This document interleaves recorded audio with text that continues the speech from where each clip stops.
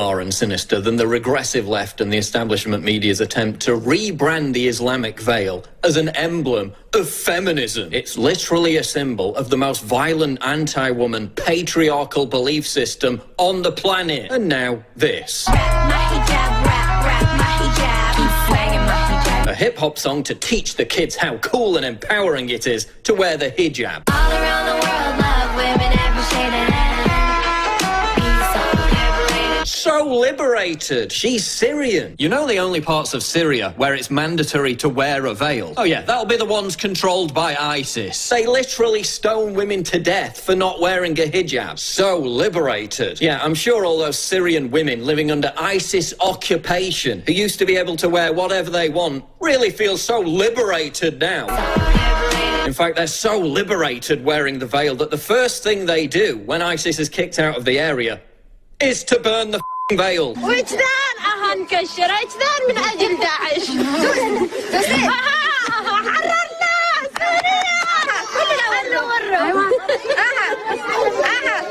هذا لأجل داعش. That's real liberation. Make a feminist planet, woman haters get banished. Yeah, wearing the hijab is so feminist that the very first Muslim Arab feminist group, the Egyptian Feminist Union, nearly 100 years ago, encouraged Muslim women to discard their veils. Removing the veil symbolized the entire objective of their campaign that gave women access to university education for the first time. That's real feminism. That's standing up for real women's rights. They are the Sharia police, and it's not vandals or thieves they're after.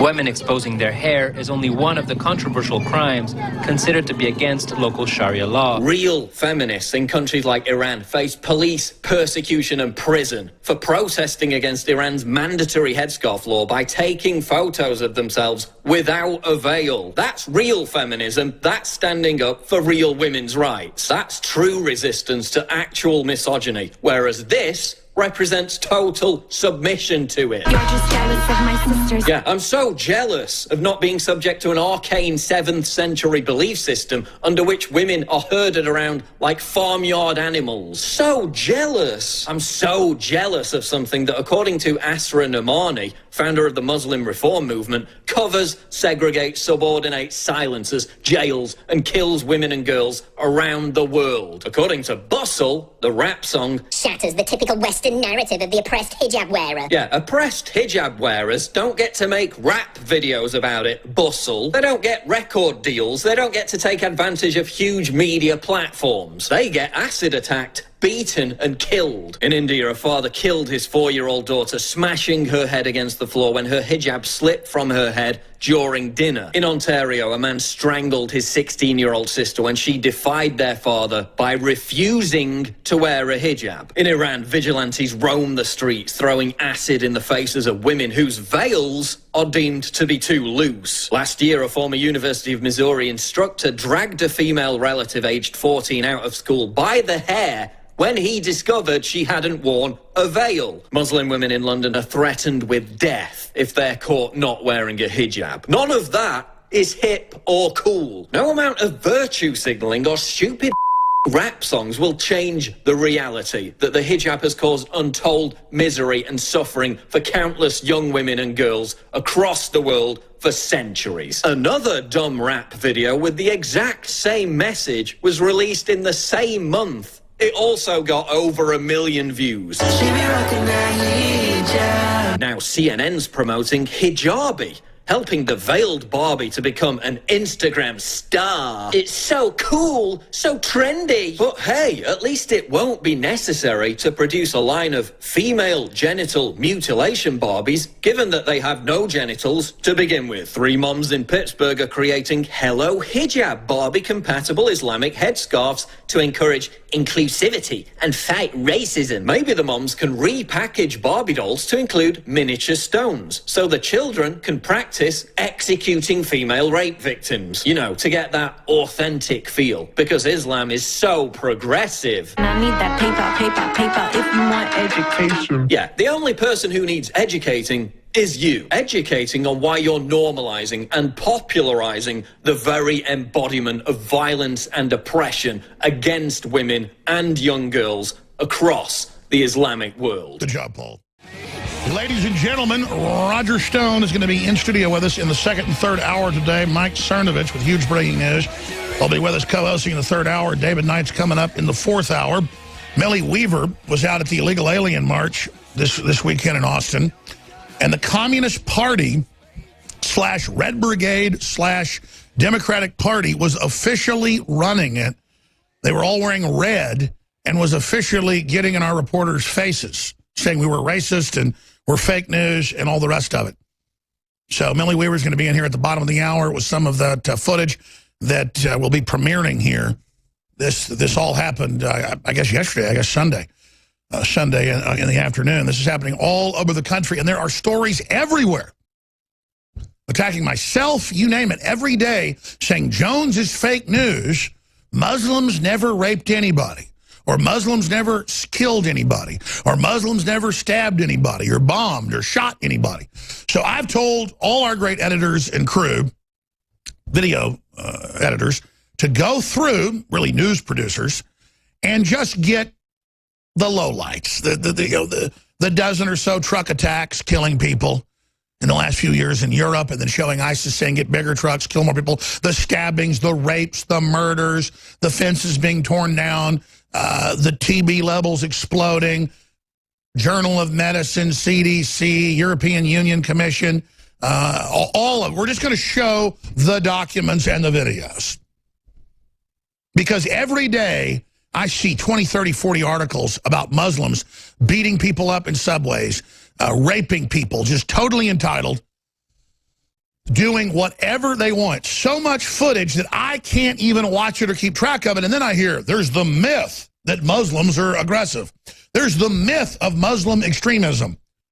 Where Obama 6 years ago said, Muslim extremism doesn't exist, don't use the term. And the media is so dutiful, so controlled, so absolutely mindless that they go along with it. In fact, I never even got to the vice president's speech yesterday that I meant to play parts of when he spoke there with Billy Graham Jr., there with Franklin Graham, and they both said, we are under absolute Islamic attack. There is a genocide of Christians, hundreds of thousands a year being killed. The UN admits for every person persecuted in the world, there's more than 1.5 Christians being persecuted. Let me explain that. More than half the persecution and killing on earth is of peaceful, productive Christians, whether it's in Latin America or Asia or Eastern Europe or the Middle East particularly, or Asia. It's a fact. Just search engine, Christians most persecuted group, UN. And it's doubled in the last decade. It's open season. And you see the demonization of Christians everywhere. Look at the stories I have, just a few of them. I mean, I've got more than that in the stack here. Germany confiscating homes to use for migrants. And ladies and gentlemen, they're taking hotels. They're taking people's houses. They're taking houses people live in. They're taking houses people are renovating. They're forcing people in Italy out of their hotels and putting the illegals in it. Germany confiscating homes to use for migrants with no consideration in many cases. In Hamburg, the second largest city in Germany, have begun confiscating private dwellings to ease a housing shortage. The government wanted to keep the program secret the last 3 years and is trying to order people under threat of arrest if they talk about it. We're linked to mainstream news in this detailed report from the Gatestone Institute. This is very scholarly. Every paragraph has links to the government's own admissions and videos. That's not fake news, that's real news. And that's why they call us fake news, because they can't stand, they don't control the information. They want to sit there and tell you, oh, the Fort shooting wasn't Muslims. Oh, the gay bar attack in Florida wasn't Muslim. Oh, this wasn't Muslim, that wasn't Muslim. Nothing's ever Muslim.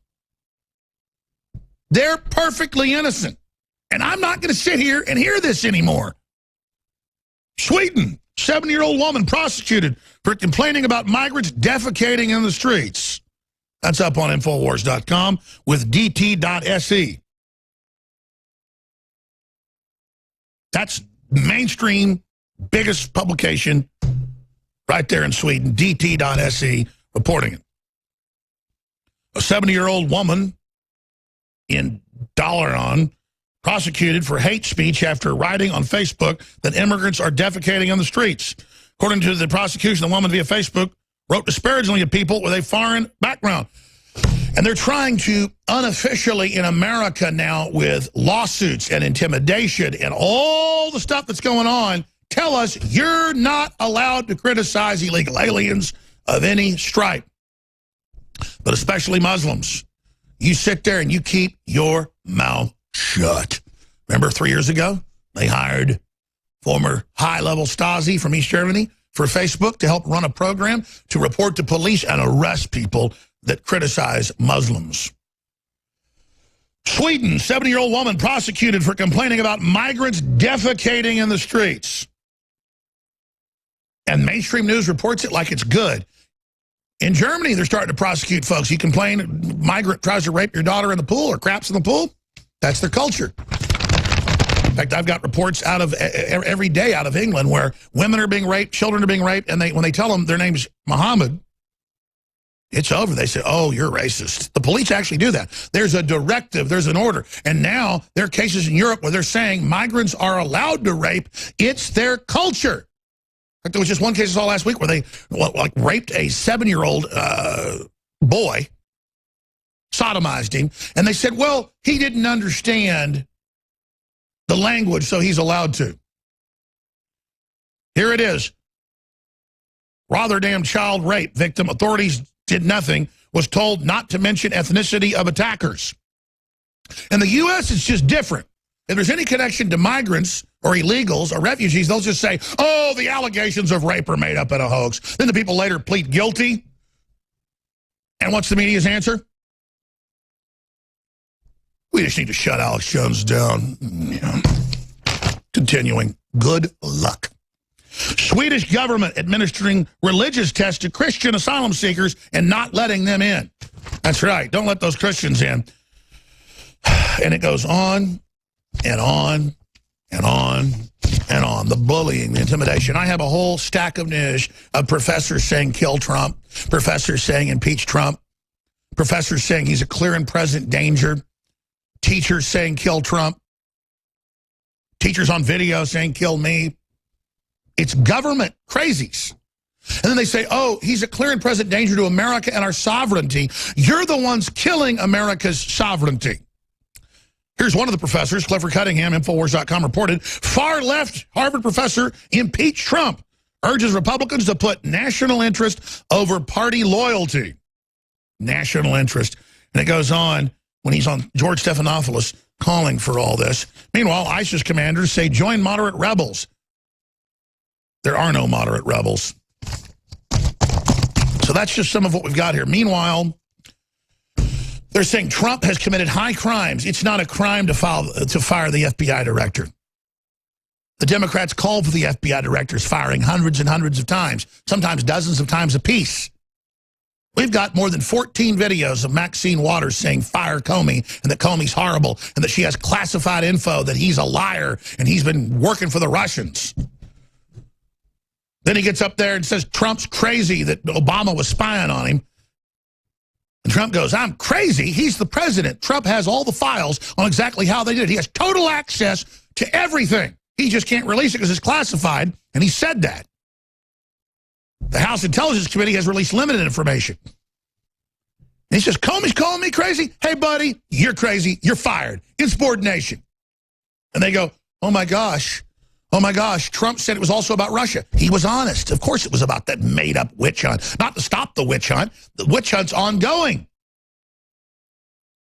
But when Congress comes out and admits, the Democrats admit, we found no evidence of Russian collusion.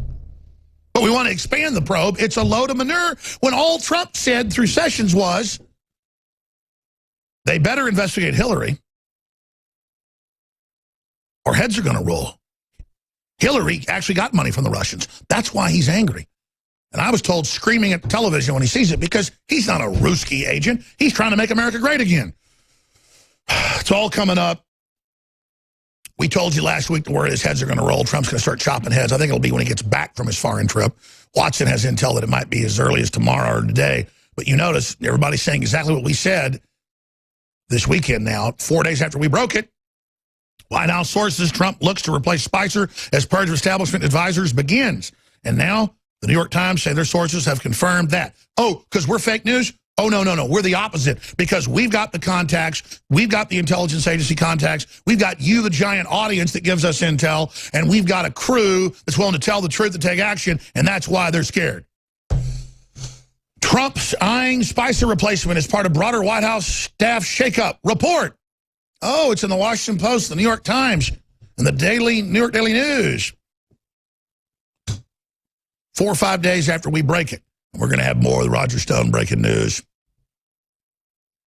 Oh, look at the stop the drudge. Trump to clean house. President seething over leaks. Everything I told you last Tuesday and Wednesday, I said he's seething over leaks. He's super angry. He's screaming at the television. He won't talk to hardly anybody but patriots and hardcore libertarians.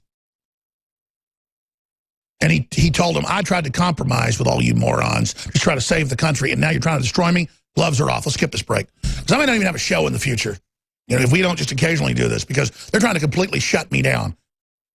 Now, but that's the only one. I'm going to stop now. I know the network hates it, and I shouldn't do it. I just get so upset. Listen to me very, very carefully, ladies and gentlemen. Oh, look, scoop. Trump irked at cabinet and staff. Mulls sweeping shakeup. And what I love is no one is giving us credit, even though we broke all this on May. I said it on May 10th, but it broke on InfoWars May 11th,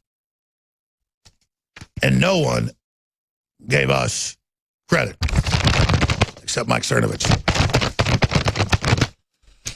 And the reason we're here pointing out the credit we should get every day, a week later, a month later, a year later, when what we've said is confirmed exactly as we said it. I told you hidden tones over cable and broadcast TV a decade ago are activating and communicating with smart systems in your house, and all of it's been made public 1 week ago.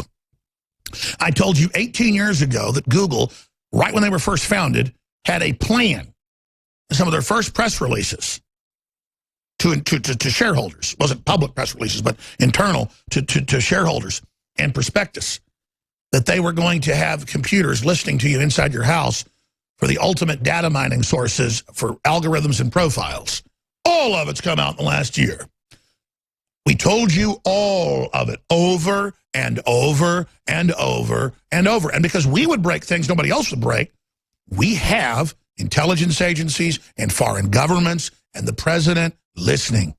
And now it's become a feedback loop of good info, because we were reporting stuff nobody else would report, so people in government and things wanted to hear somebody that was doing a full wide spectrum analysis, and they knew a lot of inside baseball themselves, so the areas that they knew about, they knew we were accurate, which only sent our credibility up even more. And now, the creme de la creme, now the explosive mixture in the chemistry laboratory, now we get accelerated leaks because patriots know we'll tell it like it is and aren't afraid to stick our necks out and don't answer to corporate boards above us. Why do you think the New York Times mirrors what we say now a week after we break it? We're forcing them to break it later. They already knew this stuff. They got a lot more moles and people than we ever thought about. But they're doing that for influence and control, and so they can manipulate the process. Influence peddling, in my view. By us being there and being able to put it out, or Drudge being able to put it out, it forces them to respond. And look, I know most of you know this better than I. I'm talking to new listeners so they understand this paradigm. For the low information voter out there,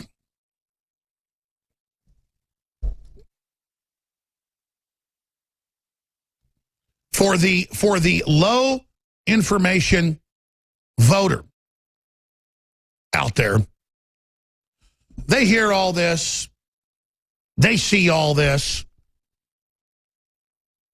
they watch it all unfold, and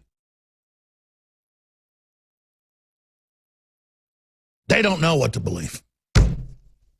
The low information voter out there is in their own world.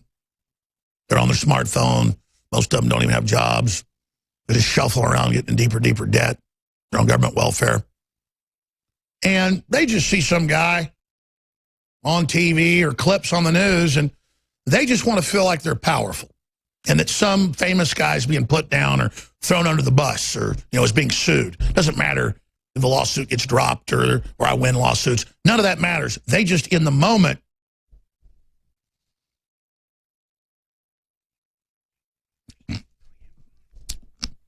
they're in my ear. I'm gonna go to break for a while. All right, Millie Weaver is in studio with us a little bit in the next hour. Roger Stone's going to be here and host at least 2 hours with us. Mike Cernovich, they have big breaking news, obviously, from their White House contacts. I have my Pentagon contacts and others. Huge developments. Trump hasn't decided what he's going to do yet, but he is really looking at a major purge. We first reported on the fact that this purge was coming last Tuesday, and since then, the basic breakdowns of what we put out have all been confirmed. Now, Millie went out over the weekend here in Austin to the illegal alien march. It's called the Migrant March, but under the UN, there are no borders. Everyone can migrate, do whatever they want. The UN and the State Departments then administer the new migrant populations inside your country. So it's global government colonization. It is modern feudalism integrated with the older forms of colonialism, but now they're using the third world to colonize what's left of the West. So this is full spectrum dominance. We're going to go to that in a minute. Millie Weaver is here. But first, I wanted to play a clip that I saw last week because it ties into all this of a lady at Western Washington University, at a major art school university, where a man has a Jesus is Lord sign in the Commons area where we supposedly have free speech, and reportedly the name Donald Trump is seen somewhere on there, though I have trouble seeing it. And she begins, like the Exorcist, to howl and scream. Now, I want the crew to put this together later. We have, every few days, some crazy thing where people go, and just go nuts and scream and yell and throw food and panic and roll around the ground like toddlers. And then weirdo professors come over and calm them, and then they go to these areas and are given Play-Doh, crayons, and crafts like they're 5 years old. So this is the true Arrested Development Psychological Warfare Center. In fact, it's in my stack from yesterday. I want to talk to you about this, Millie, where they banned Mother's Day in the United States and Canada at public schools, and are now saying men have uteruses too. And, of course, Bill Nye said that chromosomes don't affect the sexes. The sexes don't exist, only the ones that Facebook mentions. It's now up to over 100. It was 50 just 2 years ago. So, ladies and gentlemen, this is a full-on attack to turn the public into gibbering mental patients. And Millie Weaver was in the middle of it, being stalked, being told she's a racist. A lot of this has cuss words, so we can't play a lot of it. It'll be posted on Infowars.com, unedited a little bit later today. This is some of the raw footage shot yesterday at the illegal alien march being run by communists and the Democratic Party. But before we do that, let's play this clip because it ties into something important. The headline is Autistic Screeching. We're not making fun of people that have autism. It's like a form of programmed autism. SJW loses her mind on university campus. I called it basically Linda Blair-like possession. But this is happening everywhere. And so it's temper tantrums that are thrown. This is the Arrested Development. So let's play this clip. Here it is.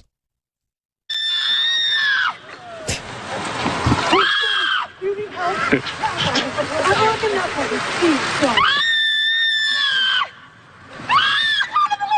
And the professors are telling her, it's okay what she's doing, just go to your particular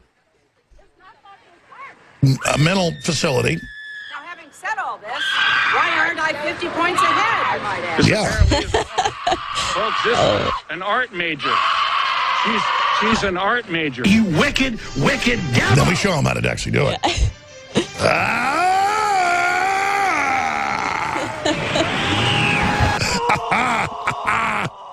Art is really going downhill. Let me see your war face. Ah! That's not very scary. The arts are going downhill, folks. This is an art major. Oh, she's That doesn't scare me. Better get better at that. And it goes on and on. Millie, I want to do a plug here, but then I want to get your take on all this. But just overall, we should put a compilation together showing, and we should find patient zero in the last few years where this just throwing convulsion fits, rolling around on the ground. If you're a radio listener, you couldn't see it. What is this? I mean, I know you've got a toddler yourself, but they're not, you know, badly behaved like that. They're being triggered. I mean, I think there's a level of arrested development that has to be going on here. But at the same time, I think that it's brainwashing. I think that there's brainwashing, and they really get so hyped up over these simple things that could be triggering them to where they actually have an emotional mental breakdown. And that's why I feel like a lot of people are going out there, and Trump supporters are going out there purposefully trying to trigger them. They'll be decked out in their Trump attire, be like, you know, just to see the reaction, and they just continue to get triggered and have the meltdowns, and it's entertainment for all, and it just shows the lunacy that's on the left. And by the way, for anybody that thinks we're cherry picking this, we have hours and hours ourselves of people going, F you, died, I'm gonna kill you, or bleh, bleh. And of course, they'll edit me out of context, put it on the national news, and say that I was just doing that. No, I'm imitating them. Yeah.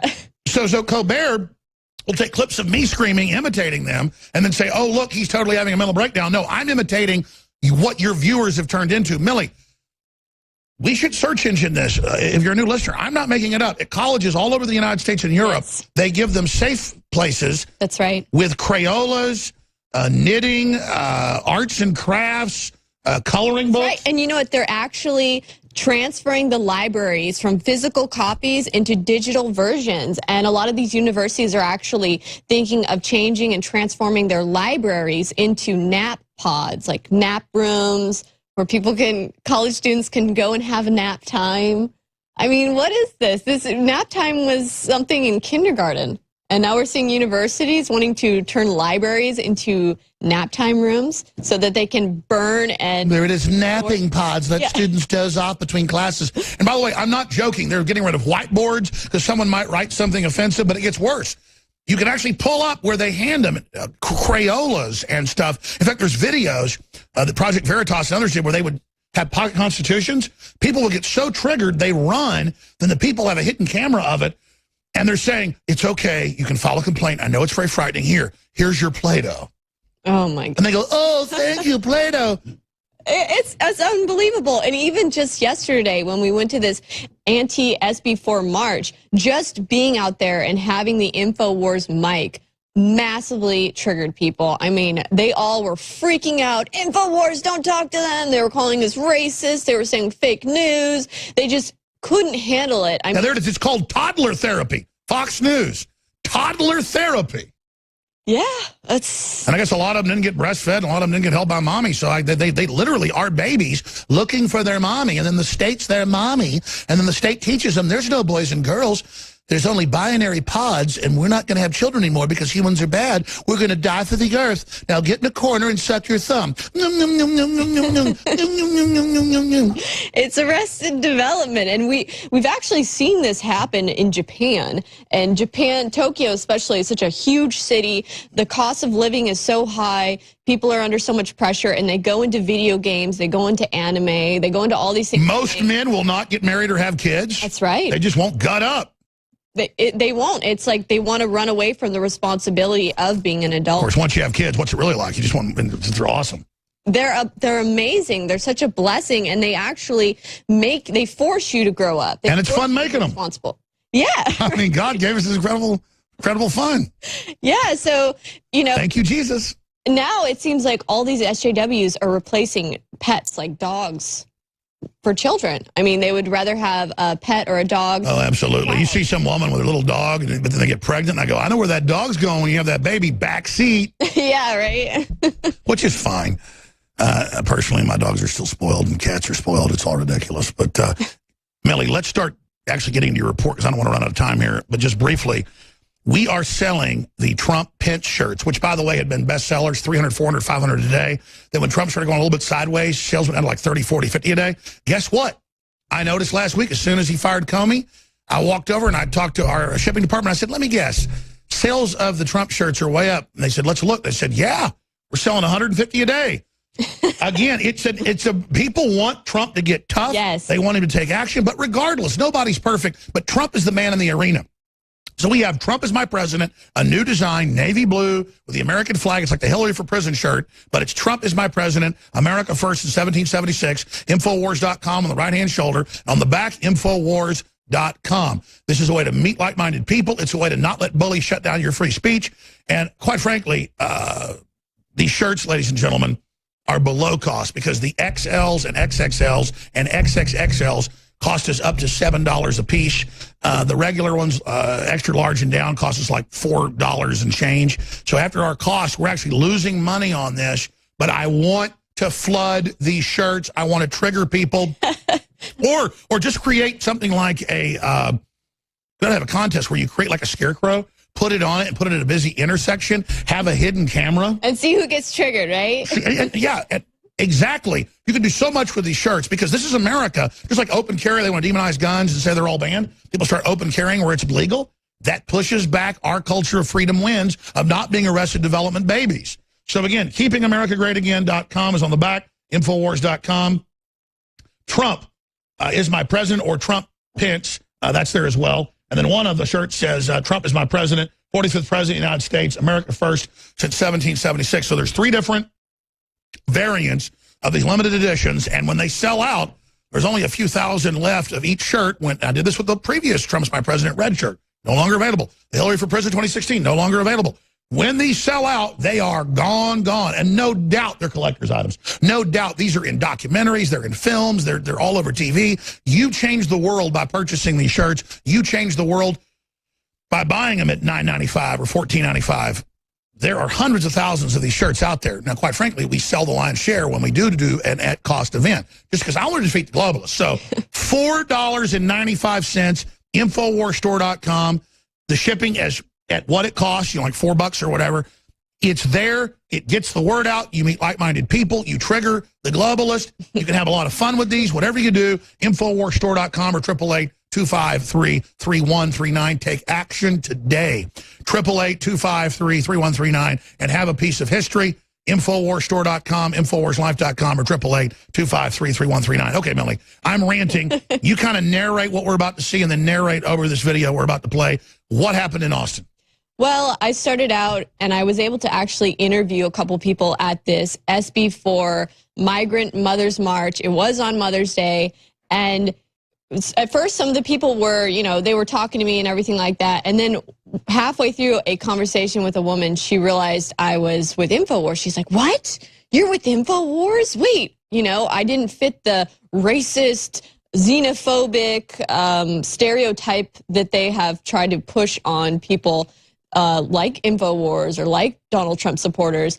And the next thing you know, this march starts going, and we have been swarmed and we've been being stalked by these people who want to make sure that they can go around and tell all the other protesters there, don't talk to them, they're with InfoWars, they're fake news. And this guy right here, he actually is wearing a little badge that says that he is a Democratic Party chairman for Travis County. So he is actually a member of the Democratic Party. And in fact, there are pictures of him on the internet with Hillary Clinton and Tim Kaine. And so he's kind of making sure, like a handler in essence, that we don't get to talk to anybody. We don't get to red pill anyone there. And they're protesting because they want to make it basically unlimited, where illegals can just do whatever they want. We're not against anybody. Mexico doesn't just let you in. Germany, unless you're an Islamist, doesn't let you in. Russia doesn't just let you in. Japan doesn't let you in. We're going bankrupt. We're falling apart. And then when the immigrants get here, the left tries to turn them into a bunch of race-conscious, race-bait systems. That's what the Democrats abandoned in the 60s, because the Republicans said, we're not going to let you be racist anymore. They've just flipped to making minorities, who are the majority in most areas, a bunch of race-based cult members. It's absolutely untenable. Let's start rolling some of this footage of the illegal alien support march yesterday in Austin. What brings you out here today? Well, it's a Mother's Day, first of all, and SB4 needs to end. Oh, it splits up the families. Mexico is our neighbor. Hit pause These for a are our minute. friends. Okay, so Mexico's our neighbor, and we've been totally inclusive and wide open. And if you tried to march in Mexico City saying, let Americans come in and run things, you get beat up, okay? Yeah. And I'm not saying do that, but at least the Mexicans have nationalism. I mean, they would beat the living hell out of you. That is a fact. Guatemalans do try to come into Mexico and call the shots, and they get killed. Yeah. They kill them. So, I mean, it's crazy. It's like, where? I'm sorry, go ahead. Where in Mexico do they have sanctuary cities for Americans or people from other countries to come and stay in? They don't have those there. And by the way, Mexico's on the high end of third world countries. Yeah. It's on the high end. There are a lot of nice areas in Mexico. I mean, it's... They don't like the fact that this SB4 bill, what it does is it gives police officers the tools, the ability to actually, when somebody's illegal, when they're arrested, they can actually then go and hand them over to ICE. What do you think Mexican police do when they pull you over? Yeah. It just makes it so that the police can actually follow the law and enforce immigration and hand. That's right. You have the states and the cities in total rebellion, and it's gotten out of hand. I don't want to persecute people that are here and don't have criminal records. I want to make it easier for people to become citizens. The Democrats and Republicans have kept it hard because they want this huge underbelly they control, a permanent underclass. I don't want that. I don't want a permanent underclass of sterilized people that took Gardasil shots that are all pissed because they're poor, thinking I caused it. I want Mexico to be wealthy. I want us to be wealthy. If Mexico was better than America, I'd go move there. I'm looking at Costa Rica. I mean, I'm not saying I'm going to move, but, you know, it ain't that I'm trying to keep away from brown people. I'm trying to keep away from communists. Yeah. I'm not moving to Venezuela. I kept trying to tell these people, you know, it'd make more sense if you were out here trying to protest the fact that our immigration system is flawed, it's inefficient, there needs to be a change or reform in it, and to make it easier so that people can go through the proper process to immigrate faster. And they just didn't want to hear it. They're like, nope, you're fake news, InfoWars. And by the way, we're playing the lighter stuff because everybody else is cussing, but here it is. I feel it's unconstitutional, illegal, immoral roundup of human beings. I think that it's unethical and it's fake safety. And pause. And the guys... But Democrats love it when old ladies get their houses taken because they're in the rears and can't pay their income tax because their husband had a heart attack and died. I mean, that's like my grandmother who died this year. I mean, it's just ongoing. Oh, but then it's okay to take people's houses and sell them on the courthouse steps, isn't it, Millie? Yeah, it's pretty crazy. I mean... But everything she says is bull. Yes, and it's coming from this false... They're being fed misinformation. It's this false, we're the loving, we're the saviors. Everybody else is bad, Millie. Yeah, they're definitely being fed disinformation. But watch this clip because this lady then comes up and make sure to tell the woman, they're fake news, you know, don't talk to them. And by the way, we're going to go to break, and I'm going to come back and be a good boy in the next segment. We're going to have limited comments, because it's hard to not comment every 5 seconds. I'm horrible about that. But understand something. We're there showing what they're saying. So if you want to defend your ideas, if you talk to us, but instead, they always come and yell and scream and cuss during the few normal people that actually talk to us. It's crazy. No, we're real news, dummies. But, oh, you've got your little label that the corporate media gave you now to put on us so you feel all powerful because you're a bunch of sheep-like followers. Millie, you're making some great points during the break. Will you please repeat that? Well, you know, Alex, I'll start interviewing and trying to talk to these people, having reasonable dialogue with them. And then partway through the conversation, they'll look down and see the InfoWars moniker, and they'll realize, oh, my gosh, I'm talking to InfoWars. And then all their little misconceptions and preconceived notions fly through their head. The programming flies through their head. And then it's like they become like possessed or something. They're just all like, oh my gosh, you're with InfoWars. Remove my footage. Ah, and they freak out like thinking they're talking to like the... I used to believe leftist propaganda about the cops. I actually looked at the statistics, and the cops aren't perfect. It's just most of it was literally a globalist, made-up, false reality that I was believing so I could be the hero and then strut around and hate all the cops like I was Superman. So part of this is just realizing you've been conned. And it's part of their little SJW thing is to like hate on InfoWars, bash InfoWars because they're being the most superhero SJW possible. So it's a virtue signal to go out and hate on InfoWars and yell at us and curse us out. And it's really bizarre. And then they try to say, you edit the clips to make us look bad. It's like, no, we don't. It's not even edited. You guys make yourselves look bad when you're screaming and cursing us out. How hard is that to understand? They're the ones making themselves look bad. We don't need. Well, you and Gavin have a lot of courage being out there all the time. When are you guys going to upload this big group of clips we haven't even played yet? It's going to be uploaded very shortly, probably within the hour. Well, basically, the headline is this. Communist Party / Democrats organize illegal alien march. Yes, and we didn't even get to that. I recognize some of the local communist leaders out there in this march. And, you know, so you had the commies out there, not to mention the fact that on May Day, the communists had also had an immigrant workers march that marched to the Capitol and aligned with them. And again, let's explain. A lot of these immigrants are just hardworking people from bad situations. They're being managed by pure evil, the Democratic Party and the communists. Exactly. They're being used. I mean, communists have killed like 10 times what the Nazis did. I mean, you don't get worse than commies. It doesn't, and they're being used and exploited because they don't know better. And that is why it's so important that people go through the proper immigration process, learn about the Constitution, their rights, so that they don't come in here and get used and exploited by groups that have political agendas, like the Democratic Party operatives that were literally herding them around like cattle and clipping us off from having any type of dialogue with them. And that's a cult. A cult is marked by they won't let you talk to members of it. The media is calling me a cult leader. There's no, oh, Alex, you've got the answers, or a big group, or some church I'm at, or people. I mean, I'm the most uncult-like boss there is. Most people in media are running some narcissistic, kiss my rear end cult. It's just total bull. It's the Democrats and the MSM that are the cult of dumbasses. Another interesting thing is that these people were out there chanting, Si se puede.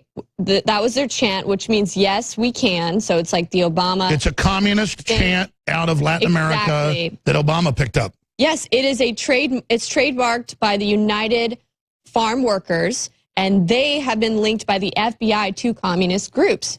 So the whole Black Eagle, and again, they did some good things, but just because they were getting, people to not be around deadly pesticides, we're fighting that too, glyphosates, doesn't mean that communists are good. Again, they seize on issues to become the leaders of movements. That's right, and a lot of the people out there, you could tell the ones that were just kind of going along being used and exploited for political agendas, they were all wearing red, and when I went and tried to talk to them, like, why are you guys wearing red, they're just like, oh, we don't really know. Chavez. Just in solidarity, we don't really know. Same, it's in Latin America, red means communist. Yeah, so they're all dressed in red, and they've got local communist leaders out there handling them, and Democratic. And the thing is, they don't know that all these Latin American countries were rich. Some of them as rich as the U.S. or richer until communism took over. You're like beautiful mountains and fields and soil and culture, and then communism comes in, and then they wonder why it's a hellhole. It's going to be a hellhole here too, ladies and gentlemen. Because with communism comes violence, everything. It's crazy. God, if Latin America was right-wing and libertarian, it would just be unbelievable. But instead, it is. I'm going to play some of these clips, and then Roger Stone's coming in. Roger Stone's got exclusives in the second hour. All right, I got Roger Stone coming here in the next segment, and I've been going so long. We haven't gotten a lot of this clip, but it'll be up on Infowars.com, so you can choose to hear the communists and others for yourself. But let's roll some more of this footage that Millie and Gavin got. Protecting us. All they need to get a warrant. Huh? The fake news. Yes, it's fake news. There are a lot of police out here today during this SB4 march on Sunday. If you notice, I don't care if they're white, black, or Hispanic, you look at these liberals, they just kind of like walk like they're toddlers and like don't know where they're going. It's just totally weak. I'm sorry, it is. Keeps bumping into you. There's always some good-looking women, though. I think they're being nice. So here's racist. I learned the word racist. This little group here is part of the group that was following us around. They're all talking, oh my gosh, that's InfoWars. Do you think you should be out here protesting for more efficient ways to legally immigrate? And don't they see, we have InfoWars flag. We could be like, their media and go out and not say who we are. It makes it easier for people to legally immigrate, go through the classes, and follow the proper system so they don't get taken advantage of by big corporations and get paid lower wages. Remember, the entire elite is for this. They claim they're anti-establishment. That's his Democratic badge right there. And there he is with Hillary Clinton, Tim Kaine. I mean, Kaine looks like a vampire. You want to talk to us because you keep, standing right by us. Did Tim Kaine suck your blood? Maybe he can't talk because he's like an undead from He's campaign. just standing by us, making sure that we don't get to interview or talk to anybody else, because he tells everyone, don't talk to them as soon as we go up to him. Are you with Alex Jones? Yes. Okay, you can eliminate me. You can eliminate me. She's too cool. What I said, please. Which just makes him look like moron. Yeah, look. Don't talk to them. Stay in our own cult. They're freaking out. By the way, I was joking. I don't believe Tim Kaine actually drinks his So blood. these people are aware that we're with InfoWars, and they're kind of just sticking around us. So what they're doing is interfering with your free speech, Yes. which they admit they want us banned. They want to shut down. They want, all this. Liberals want Trump A dead. bunch of people telling everyone to not talk to us. Take away my film that you did of me. Take it away. For the very same reason you're here, I can't. All right. It's And then he's back in your Look at face. it. They put their signs in front of our cameras. When people do protests, they go out to talk about issues, talk about their cause, raise awareness. This is speaking volumes right now. We don't edit it. Right now we're speaking volumes. That's right. We only edit for the spaces on the footage. Yeah. We show it all. Edit it to say anything that you don't say. Bullshit. What? They want to get you angry. And the problem is they just cuss too much. We got to delay that And we out. try to keep running away from them. So see, we try to get away, and look, this guy wants to stick right by us. Well, at least he wasn't bumping into you or attacking you. A lot of them go after you. Well, they Did you interview that guy with the long hair? SB4 has got to go. Hey, hey. Ho, ho. SB4 has got to go. Ho, ho. Looks like these events always have a group of handlers. They're like event organizers that See they them following follow us you around. and they make sure that you don't have any dialogue or discussion with any. Watch out! Stop. With the victims. People keep doing Okay, this so where they wanna so stop the right in cameraman front of Gavin was walking backwards so he could videotape me, and they kept having people go and stand right behind him so that he would. Look, Abbott is a racist. Fear racial hatred. They show a KKK. There's this new thing. The lefties are getting sued. I've been thinking about it. But if they do it in court, they think they can get away with it because you're supposedly protected, where they go, this man is KKK. There's no proof. I've gone out and protested the KKK, but they just don't care. All right, Millie, good job. If you want to go shoot some voiceovers for your big piece with Gavin coming out, I know we can't really show a lot of it because there's so much profanity on the radio and TV, Yeah. but you online, Infowars.com will be able to. But good job as usual. Yes, thank you. All right. Thanks. Hey, you're doing good. We're busy watching the camera. We're doing this. Yeah. We can chew gum and kick ass here. Well, the man they call the supervillain in hundreds of major newspaper, magazine, and TV reviews for the already hit Netflix documentary, Get Me Roger Stone, that has the president interviewed in it.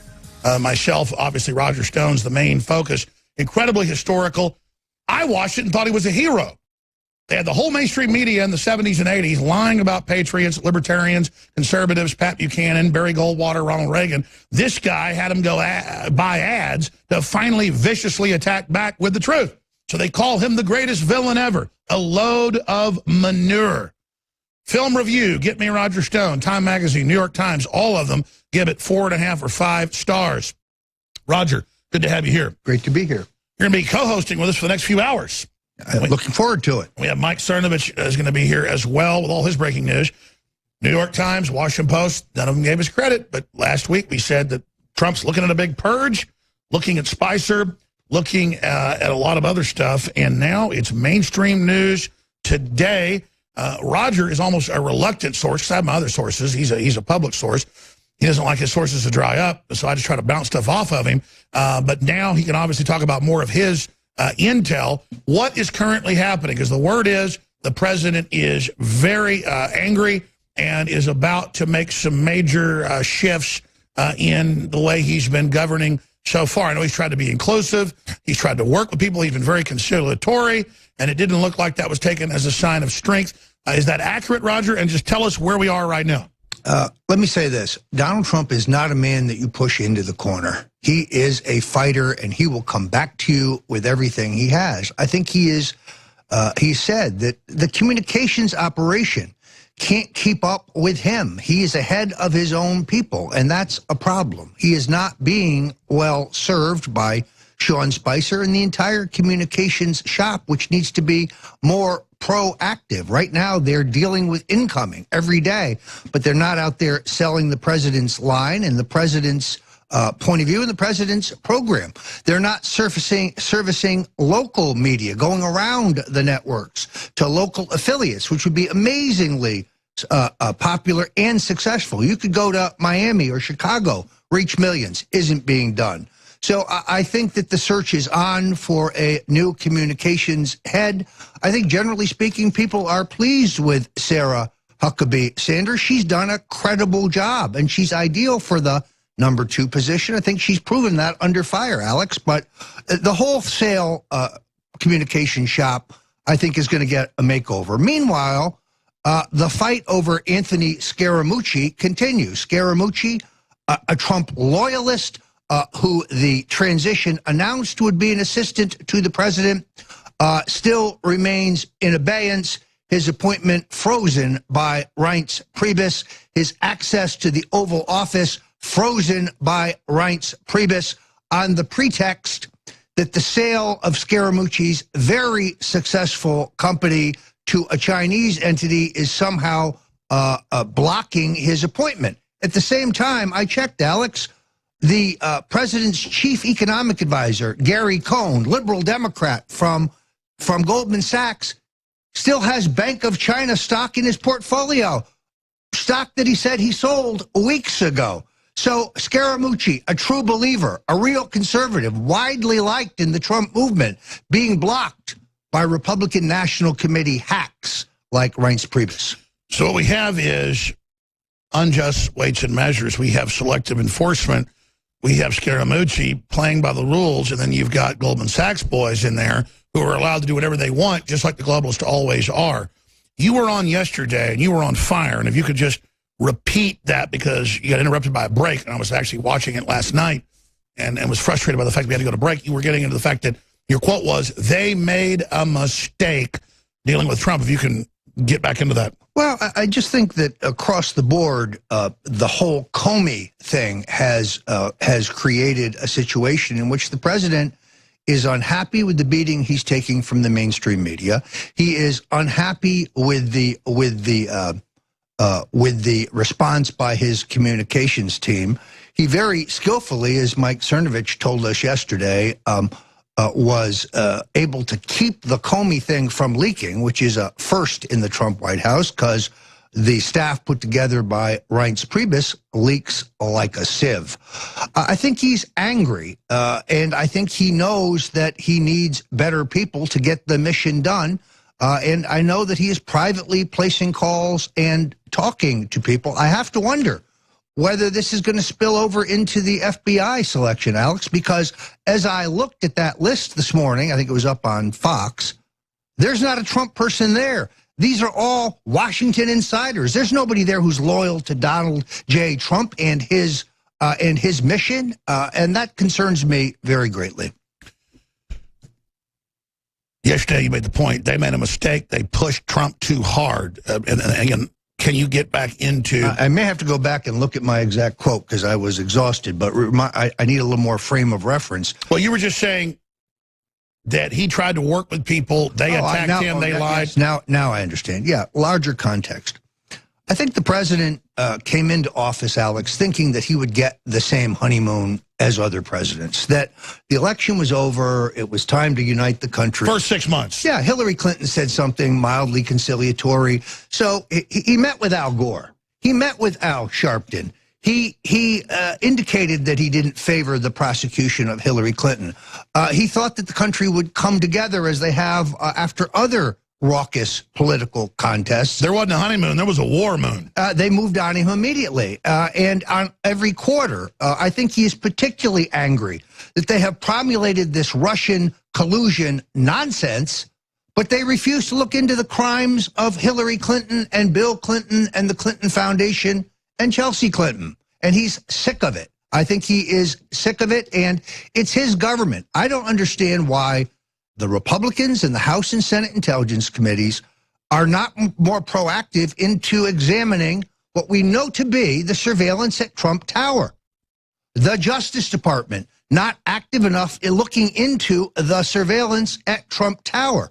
So from the president's point of view, we're obsessed with Russia, but we're not looking at the surveillance of the Republican candidate for president of the United States. Yes, I think it really pisses him off, and it should. Absolutely, and you know, in a wider area, you made the point, is they made a mistake, they pushed him too far, now he's on the warpath. Yeah, I think all holds are barred. All holds are barred now. In other words, no holds are barred now. In other words, he tried to play patty cake with the establishment. He tried to bring them in and have national unity, and he's been spurned. Now he's got to scorch the earth. He's got to do what they did in the 70s. He controls the Justice Department. They are criminals. I think that that a Donald Trump in fighting mood is big problems for the political establishment and for the globalists. That's right, and they use his honesty as if it's a weakness. He has the deputy head of the Justice Department and others come out and say, no, we recommend you fire Comey. The Democrats had all called for it as well. And he goes, yeah, I got that too, but I was already getting in the mode to do it because of just how weird he acts and all the things he does. He won't investigate the leaks and this made-up Russia thing. And they go, oh, my gosh, you just admitted to obstruction of justice. No, he's so honest. There is no Russia deal. He won't go after Hillary for all of her Russia stuff when it's all cut and dried. That's what Trump's saying. And then, of course, the last straw was from my sources, and it wasn't in the news until this weekend. We reported it last week. Was Trump was really upset over the fact that Comey sat there and said that he was crazy, that Obama was surveilling him when it's admitted, and he talked to the House intelligence head, and Trump's the president. He already knows all that information, just can't release it because it's classified, and knows that they were surveilled. There's just nothing there. So they keep using that wall of, oh, it's classified, but, oh, we also didn't surveil them when they admitted they surveilled them. This is a scandal. The president has them caught with their pants down, and the media wants to pretend like this never happened, this never went on, this never unfolded. And so you've got the FBI director saying the president's crazy, and he's nauseated, mildly, it's like half pregnant. I'm mildly pregnant. I'm mildly nauseous, though that I might have helped Trump. This isn't just being neutral. This is being a cheerleader against the president, some little drama queen that wants to be popular with the corporate whore, dying dinosaur media. Well, and in all honesty, there's a lot of troubling things here, but one of them is this notion of inconsistency. There's no inconsistency between what the president said. He was troubled about Comey. I think he made his decision. Trouble means there's a lot of problems. Right. And now he gets a legal memo that gives him, as most people use their lawyers, the legal justification for getting rid of him. There's no inconsistency there. This is a shark fest by the mainstream media. A day after his surrogates say it all, he goes and says what he really wants, which is it's because he's truthful. And you know him well. People that know him well, he doesn't like teleprompters. He feels like it's lying. He doesn't have notes. He just goes. He's so truthful. And he has not yet even got into the HSBC issue with this guy. Comey gives these guys a pass, essentially, on multi-billion-dollar fraud, and then he joins the board and he gets paid for it by them. I mean, this is. Well, that's why Trump knows, what is it, 80-something% of the FBI absolutely hate Comey. The claim that they're crying is a lie. We're going to go to break and come back and break all this down on the other side. But the FBI is ready to expose Comey. The word is Comey was compromised big time. All that, oh, lordy, lordy, I'm just your little preacher boy here, 19 feet tall. I love little birdies that are in the trees. No, remember, Obama wanted Comey. What's that tell you about Comey? So Comey wants to play around. The FBI is going to burn him. We'll be right back. All right, coming up, we're going to play some clips of different law professors on national television saying Trump is Nixonian. Trump thinks he's above the law. Trump's committed all these crimes and misdemeanors. They all wanted Comey fired. And I know you, the audience, gets this, but we've got to understand the mindset of the left and the Soros folks. They had their world government. They had everything. They were flooding our borders with Islamicists. They believe we would put up with anything. They're telling us get rid of the genders, ban Mother's Day. This is a cult of control. They want to see what they can get you to do. They want to make you as weak as possible. These are social engineers. So this is a short segment, Roger. Long segment coming up. Big picture from your sources. How is the president doing? I know he's angry. I know he's upset. That's good because we are in a total war. They're never going to compromise. They want to kill the idea of nationalism. But big picture, I think people need to understand just how serious this death battle is. Some people bitch and complain that Trump can't deliver everything right away. What do you expect? We're in a total war. We know he's good by his enemies. I don't know how anybody could have expected that the president was going to undo 30 years of bad decisions in global government in a week or in, or in 100 days. The 100 days thing's a phony measurement anyway. He has an entrenched bureaucracy. It is him alone fighting the world in Washington. He's surrounded by a hostile press corps. He is surrounded by a hostile Congress, because if you take the liberal Democrats and the yellow-bellied establishment Republicans, they unfortunately are still a majority. And by infiltrators. And then he has made the mistake, I think, of opening the door to infiltrators. In an attempt to get people of quality, he's overlooked some of their anti-Trump credentials. Why, for example, would we appoint Kay Bailey Hutchinson, the former senator from Texas, a never-Trumper who made vicious attacks on Donald Trump, to be the NATO ambassador? This makes no sense to me, but that's who Rex Tillerson and his puppet master, Condoleezza Rice, are pushing for that job. Unbelievable, Alex, just unbelievable. And they lie to him about the health care bill. He famously delegates. They lie about him. Notice now he met with Rand Paul, said we'll have a better version. Rand Paul helped. Now a much better version has passed the House. It's showing, like you always say, you obsess on this point, and now knowing you all over these years, it's true. When Trump gets all the info, he invariably makes the right decision. The problem is they know to keep him away from all the info, cloistered up in his little tower like Rapunzel. Well, and only giving him partial information. For example, this issue of terrorism, and Abbas, who came to see him last week. The president put the wood to him on his continuing subsidization of terrorism. He cannot have a good relationship with this country. But I know for a fact that a memo outlining Abbas's support for Hamas and Hezbollah and so on was kept from the president until he learned about it and demanded it. So he is not being served well by his staff. Donald Trump is essentially an army of one surrounded by mostly hostiles. The only people that I can see in the White House staff who are loyal to the president are Keith Schiller, who is his longtime bodyguard and now in White House operations, and Hope Hicks, who was the press secretary during the campaign. Those are the only true Trump loyalists I can find. Alex, I have known Donald Trump for 40 years. I look at the White House staff list, and I don't recognize any names, virtually none. And that's because the plan was keep all the Obama people in, first tier put in Republican establishment, who then bring people so bad Trump refuses them, but they don't care because that keeps all the Obama people in. It's exactly right. So you have this stalemate because Reince Priebus, the president's chief of staff, will not tell the cabinet members, half of whom are not Trump supporters anyway, that these are the people you're going to hire. Here's the list. This is who you're hiring. These are the people that we have vetted. These are the people we've determined are loyal to the president. So the cabinet officers think their job is to go fill these jobs. They go find people, most of them establishment types, not for Trump. They send them to the White House personnel office. They get stopped there. Stalemate. Meanwhile, the Obama appointees sit there and they continue to leak. And beaver away. And beaver away at undoing everything we want to do. We can't get control of the government this way. And at the meantime, we have probably the greatest danger, which is the slow strangulation of the Trump message by Google, and Facebook, and Twitter to try to take... Let's talk about that when we come back, but I want to be honest. I'm really concerned because this is all great for radio, but not great for my kids. Trump, clearly you can see it. You can also get it from the intel. He's getting more and more pissed. He means well. He can't believe there's so many traitors. He can't believe no one will do what he says. He can't believe that people are so out to get America. And then even his base is just wanting instant gratification. So I could see some scenarios where the enemy wins. Let's roll through those when we come back. On the run. Yeah, well, I don't want to follow Lucifer. That's the loser. I want to follow Christ.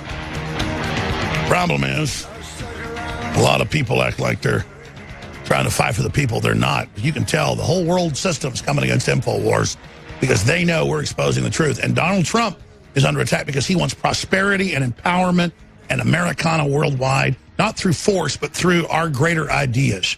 and our Judeo-Christian background.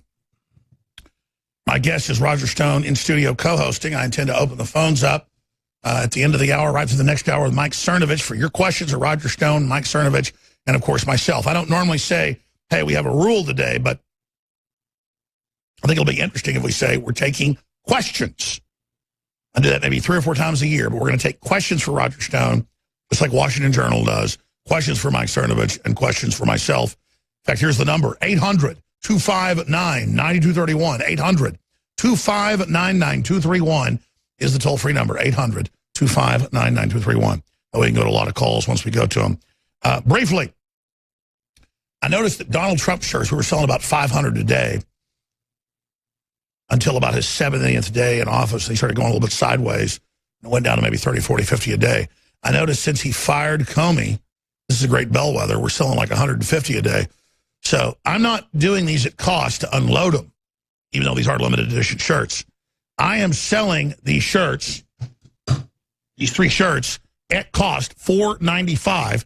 In fact, if it's an XXL or bigger, we actually lose money. They cost us like $6, $7, depending on the size of the shirt. There's more fabric. Keeping America Great Again, Infowars.com's on the back.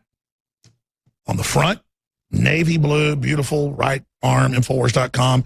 Trump is my president, America first since 1776. This is about meeting like-minded people. It's about triggering anti-free speech folks that are out there. It's about taking action. So we've got Trump is my president, new navy blue style. We've got Trump, Pence, Keeping America Great Again with Infowars.com on the back as well. America first since 1776 on the back. We have another that says Trump is my president, 45th president of the United States, America first since 1776. And then on the back, it has another message, Keeping America Great, Infowars.com. So if you want to stand up against these bullies that get triggered and freak out every time they see this, or you want to put it on a scarecrow in your front yard and, you know, videotape libtards attacking it, whatever the case is, or want to give it to your mom or your dad or your son, your daughter, it's $4.95. And quite frankly, you add that together, because the smaller shirts cost $4.95, the bigger ones cost $5.95, $6.95. It goes up. XXXXL is like $7 or something. I don't care. This is a loss leader. 5.0 review on all these shirts. We also have the limited edition Make America Great Again poster, color poster, put out by a top artist. Only 1,000 of those were printed, and they will probably sell out by tomorrow, and then we will never put another out. It is, again, limited time special on that, and when it's gone, it is gone for eternity. We also have some big specials, 25% off of the entire family of Alexa Pure water filtration systems. If you're not filtering your water with a gravity-fed system, I think you're personally absolutely crazy. And quite frankly, they ended up making too many water filters for this quarter. They already have such small margins because they're competitive at Alexa Pure. And it is one of the best gravity-fed filters out there, stainless steel, you name it. But normally they'll sell one of their 6 or 7 units at a lower price. This is everything 25% off. It's not like some of the big companies that raise the price one week and then lower it the next. No, people, you can go look. When you're getting gravity-fed water filtration systems for $59 for the smallest units and $140 for, $180 for the biggest units, you just cannot beat it at $147 for one of their larger units. So InfoWarsStore.com, InfoWarsLife.com. And that's how free market works. You know, they came to us and said, well, yeah, we've got too many of these for the quarter. And, the folks that own the company really want to offload these. So we're ready to give them to you at basically a loss for them. It's not quite a loss, but it's almost a loss. So if you've never gotten a gravity-fed filter, personally, I don't know why. There's so much stuff in the well water, in the tap water, you name it. This cuts everything out but the good minerals you need. It reduces everything to like 99999 or completely takes it out. All the studies are there. We've got 4 different companies we carry. They're all apples and oranges. Some of them are better at this and better at that, but it reduces it all to non-detectable levels or completely takes it out. We've got a lot of new systems as well, some new 3-stage systems that are so new. They haven't been reviewed yet, but that doesn't mean they're not highly reviewed out there. And this is a political movement, and it takes money to win wars. And so we've got products you need at very affordable prices at InfoWarsStore.com, so please check that out today. We have the Pro Pure Scout, again, for $99. That is just insane. InfoWarsStore.com or 888-253-3139. All right. Alex, these T-shirts are going to end up in the Smithsonian. I got to tell you, the president's commented on this to me twice. When he sees patriots, like the big rally in Harrisburg a couple weeks ago, people wearing the Hillary for Prison 2016 and 2017 T-shirts, the Trump is my president shirts, the red ones, it energizes him. You're a one-man walking billboard with these on, standing up for freedom and helping the fight. So I bought a bunch of them, gave them away to family and friends. It's a great gift, and frankly, it helps push the revolution. So I recommend it. Well, thank you for the support. And you know we're trying to expand here to go to like 18 hours a day live, TV, radio. It's really going to be the new Fox News, but the libertarian, true Americana Fox News. And it's kind of metaphysical. As Fox News really begins to die, to be taken over, to be put out to pasture by the globalist. I know you have the inside baseball, and that, I don't know if you can get into it. You know, new libertarianism is rising to replace that vacuum. So folks' support now is more important than ever. Well, you're exactly right. Fox is imploding, and it is only a matter of time for your favorites, whether it's Sean Hannity or Judge Jeanine Pirro or Judge Andrew Napolitano, the real patriots on Fox. It's only a matter of time before they are squeezed out, and Fox goes the way of the Sky Channel. This is what the Murdoch sons have in mind, and now, for the first time, they're prepared to sacrifice profitability for political expedience. We're talking $1 billion a year, and can you, you have the inside baseball. Look, Roger Ailes, who is a great man and who is innocent of these bogus charges of sexual harassment against him, which I think are completely propped up to get him out of there before the election because they knew that he opposed. It was an admitted coup. I mean, that's been the liberal news. And the Bill, I don't like Bill O'Reilly, but he settled all that stuff. This was all just go after his sponsors, an organized deal. If they can take him out, they can take us all out. Well, and what bothers me in this particular case is that Megyn Kelly testified in this matter, and her testimony was benign when it comes to Roger Ailes. And then after the Murdochs gave her an $11 million book deal, well, then her testimony changed. This is bogus. The point is, Ailes built a $1 billion money machine that was a conservative powerhouse, and now the Murdochs are deconstructing it. Fox News is about $1.5 billion a year. Unbelievable.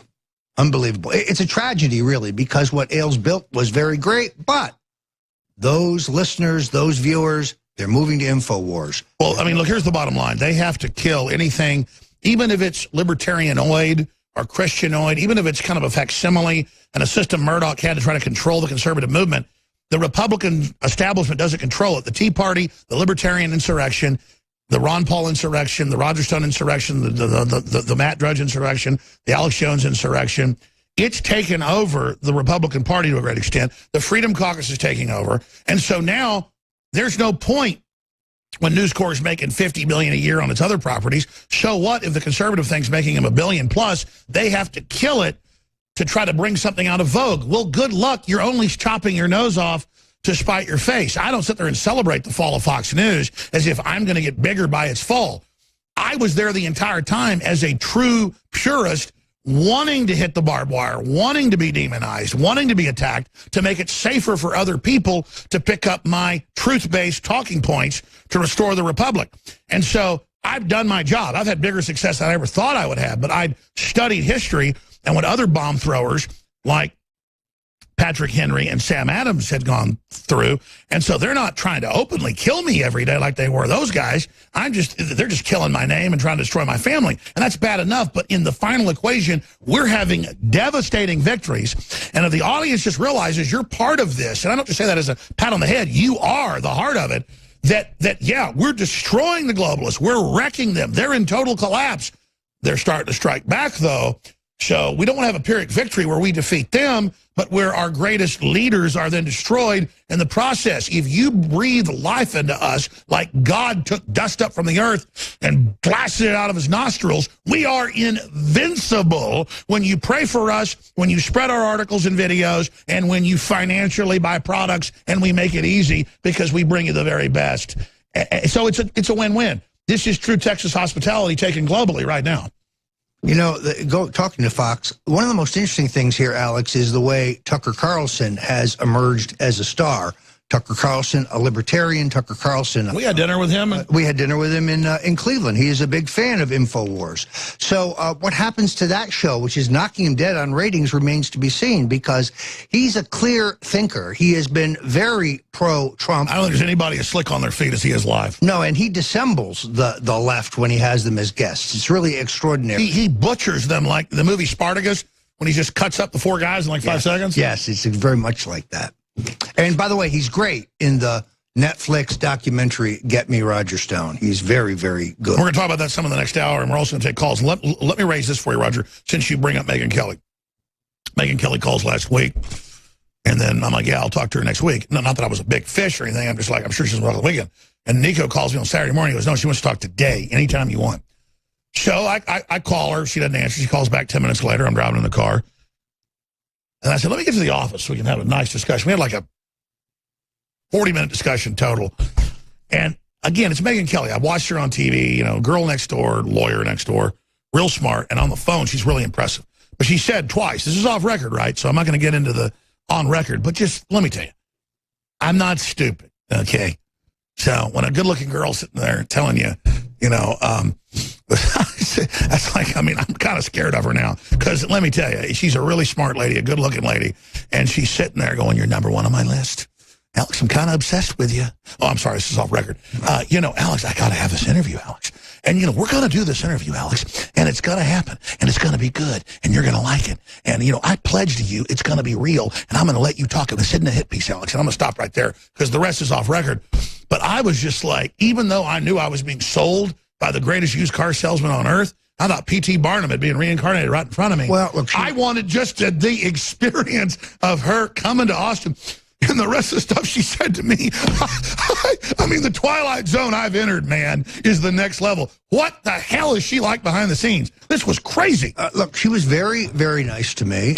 Even when she was at war with Donald Trump, she did afford me an opportunity to go on her program numerous times to defend Donald Trump. So there was some balance. And then suddenly, I was frozen, and she then is out repeating the talking points about the DNA test of Danny Williams, Bill's abandoned illegitimate son, proving that that was untrue in 1988. Which, by the way, the bots show probably won the election. That's a lie. So, and she's been incommunicado since then. So you may be on her list today, Alex, but who knows if you'll be on her list tomorrow.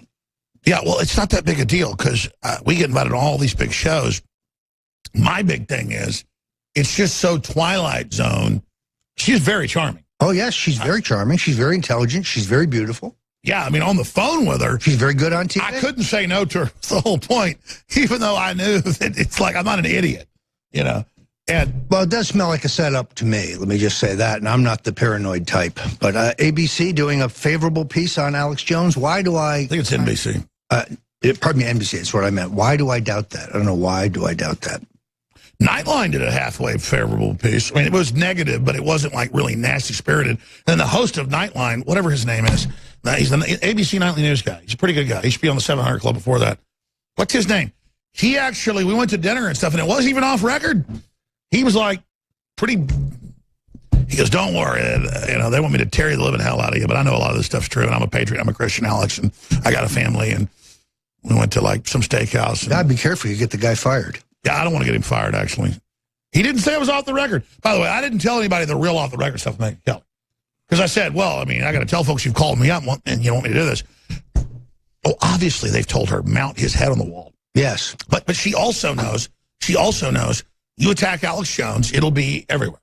I mean, you know, if she gets the Alex Jones interview, and that's not a power trip, but how have we gotten to where they've been ignoring me forever, and now they want it, it's like it's the coveted interview because I won't do the interviews anymore. Because I can't be in a room alone with these journalists. They will make stuff up. Yeah, ironically, her attacks on Donald Trump, while they may have made her and gave her great financial opportunity to jump to one of the national... It hurt her. It destroyed her. It destroyed Fox. No, it destroyed Fox. That's right. Fox was shocked when they found out that their listeners were outraged at her treatment. Their key demographics went down by 40+%. And I can tell you this right now. Their overall listenership, their overall viewership is down 30%. 30%, that's almost a third. And certain people that created Fox can't believe they're controlled demoing it. They're destroying what was one of the... Can't we just... Why doesn't... Yeah. Can't we can't tell people. No. But look, they're destroying their brand. And it's a tragedy. They're committing Harry Carey seppuku. Yes, because it is one of the great success stories in modern communications, what Roger Ailes built, and they're deconstructing it because it's politically incorrect. And because, let's face it, the Murdoch boys want to be well-liked and well-treated when they go to the Upper West Side New York cocktail party. By the way, it was Dan Harris from Nightline. That's right. And Dan Harris was like... Good guy. He was a good guy. He is a good guy. Oh, you know him? I know of him, and he has an excellent reputation for fairness. He was. Yeah. There's a few people in the national media. So let me ask you, well, yeah, I don't want to get him in trouble like you said behind the scenes, but a lot of these guys know what's going on. They're not stupid. Yeah. What about Lester Holt? I wouldn't do an interview with Lester Holt. Yeah, why would you give an interview to Lester Holt? There have to be interviewers with a greater reputation for fairness. What about Charlie Rose? I would do Charlie Rose. I've done Charlie Rose. I did him recently, and I did him at the convention. I did The View, and frankly, I have to say, I don't like Joyce Behar's politics, but I like her. She's wonderful. We just don't agree on anything, but I like her. Yeah, Joy Behar, I did her CNN show. Yeah. Not just The View, and she was... I've done her CNN show. I like her a lot. We just disagree. She comes off as like one of those really saucy ladies. She tried to tell me that Al Franken was both brilliant and funny. Sorry you lost me on that one. All right, we're going to do serious issues and phone calls on the other side. Stay with us. By the way, X2 Survival Shield, the good halogen, learned about the iodine conspiracy, folks. We have the only deep earth crystal source iodine that's not bound and tied to something. That's why it turns blue on paper with water, not red like bound iodine. Find out why it's so important at InfoWarsStore.com and help fund our operation. X2 is amazing. It is about to sell out. They're doing the big final run of it. And if we don't get another oil company that's drilling for it to find it and sell it to us, we may have to go back to the seaweed-based system that's still great, but not this baby. This has really financed the info war, and this is kind of bittersweet here.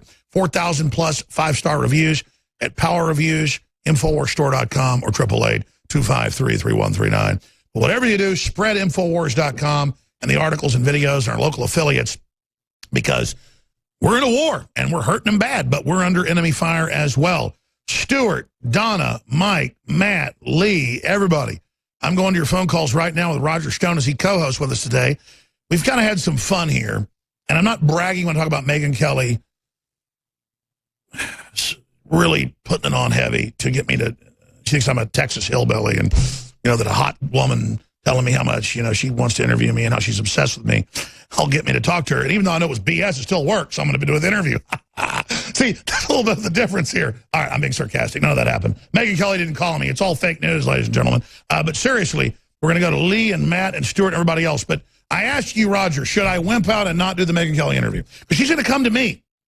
I actually think you should do it because you can handle her and because you understand the game. And you're very good on it. Should I put her over my knee? I don't think she'll let you do that. But I do think you should do the show because anything that allows you to break through to the mainstream. But if I put her over my knee, would you? No, I'm not going there. I'm not going there. No. Put her over my knee. I already got enough. Put her over my knee politically, I meant. I once, unfortunately, when we put Betty Page on screen, please? Putting a girl over her knee? Sorry. They're saying stick to the news. I'm sorry. I'm having some fun here. All right, let's go to that's my boss in there. No, I've told him. I don't have a producer. I'm the producer, which is kind of out of control. Because sometimes I get off the chain, Roger. Really? I've never seen that. You know I'm trolling. Can you imagine the headline? It's Alex Jones asked Roger Stone if he put Megyn Kelly. Oh, look, David Brock is typing that up right now. Little weirdo. You little weirdo. I can't help it. I can say anything I want. It's all over the news the next day. Well, it is fun. It would be colorful, I'll say that. All right, we're going to calls in a minute, but since I said that, we're going to go to Matt when we come back in the next hour. But being serious, you understand, it's what you said. You're not really a villain, but they call you that, so you play into it. Why not? They just don't get it. They don't know we're kicking their ass. I don't really see any way we can lose if Trump stays the course and they don't kill him. What do you think? Well, I thought long and hard about why Netflix would make a documentary on me that would be fair. I mean, and then I figured it out. You see, they think President Trump will fail, and they make a case, not accurate, but that I elected Trump, therefore I'm the man to blame. They want me to be as hated as Karl Rove. What they don't understand is Donald Trump is going to succeed. He's going to be a transformational president. He could go down with Washington and Lincoln with the greats. That's right. They don't get it. They're betting against the spirit of America, which no one's defeated. That's exactly right. So you have another Ronald Reagan, perhaps even potentially greater in Donald Trump. Oh, I think already. Because he's independent, because he's gutsy, because he's bold. You can't bully him. You can't buy him. He doesn't owe anybody. And his gut instincts are almost always right. And that's not hype. That's really happening. That's why they're so terrified. That's exactly right. You know a man by his enemies. I promise. Matt, Gary, Stuart, Donna, Mike, and others. Straight ahead, 800-259-9231. Roger Stone in studio as InfoWars goes through the storm. We will go all the way through. To quote the black hole, in, through, and beyond. I'm glad that my crew is restraining me, because we can have some fun here. Roger Stone. Roger, they made a documentary about you because you're funny, you're interesting. I mean, I don't even care that you've got all these contacts and stuff. That's like a side issue. I like you. Well, I appreciate that. Look, the best thing to come out of this is that the mainstream media ban at MSNBC and CNN has been broken. How do you like that, David Brock? Oh, yeah, you're all over TV now. So, you know, and I do think it is important to get out there in the mainstream when you have the opportunity because of the way they're, you know, censoring and trying to choke off alternatives. Isn't that a Stone rule that never turn on television? Well, let's be specific. Never pass up the opportunity to have sex or be on television. Stone's rules, which I borrowed from Gore Vidal, but it's still true. That is a Gore Vidal. It is. You know, Gore Vidal liked the show. He has a great quote where he said, "I'm not a conspiracy theorist. I'm a conspiracy realist." He knew the federal government doesn't tell us the truth. He knew you had to be skeptical of anything coming out of mainstream. You know, I think Gore Vidal would have been a Trump supporter. Seriously, the anti-establishment, all of it. He liked to wreck things. Well, the social parts of that may have been problematic, but it's possible, certainly possible. But he was that much of a rebel. He was a rebel, also a great writer. No, but I mean, Gore Vidal could do any show he wanted. He would seek out coming on my show. And then once there was this theater I was going to interview him at, and they wouldn't let him do it because there was a union there, and there was a union, and he said, "Screw you, I'll cancel the show." And then he went out back and did the interview out in the alley. Yeah, he was a very interesting guy. Very interesting. How did Al Gore fall far from the tree though? Well, and the Kennedys, you know, cut him loose because he was a cousin of Jackie Kennedy by marriage, and he'd run for Congress in the Mid-Hudson Valley in New York as a John Kennedy supporter. But Bobby hated him, and Bobby cut him out, and then he became a fierce critic of the Kennedys after that. All right. Let's take the first phone call. I apologize to Matt for having him hold. Matt, you're on the air from Ohio. Yes, can you hear me clearly? Yes, go ahead. First, I want to say I'm honored to be on air with men of your such caliber.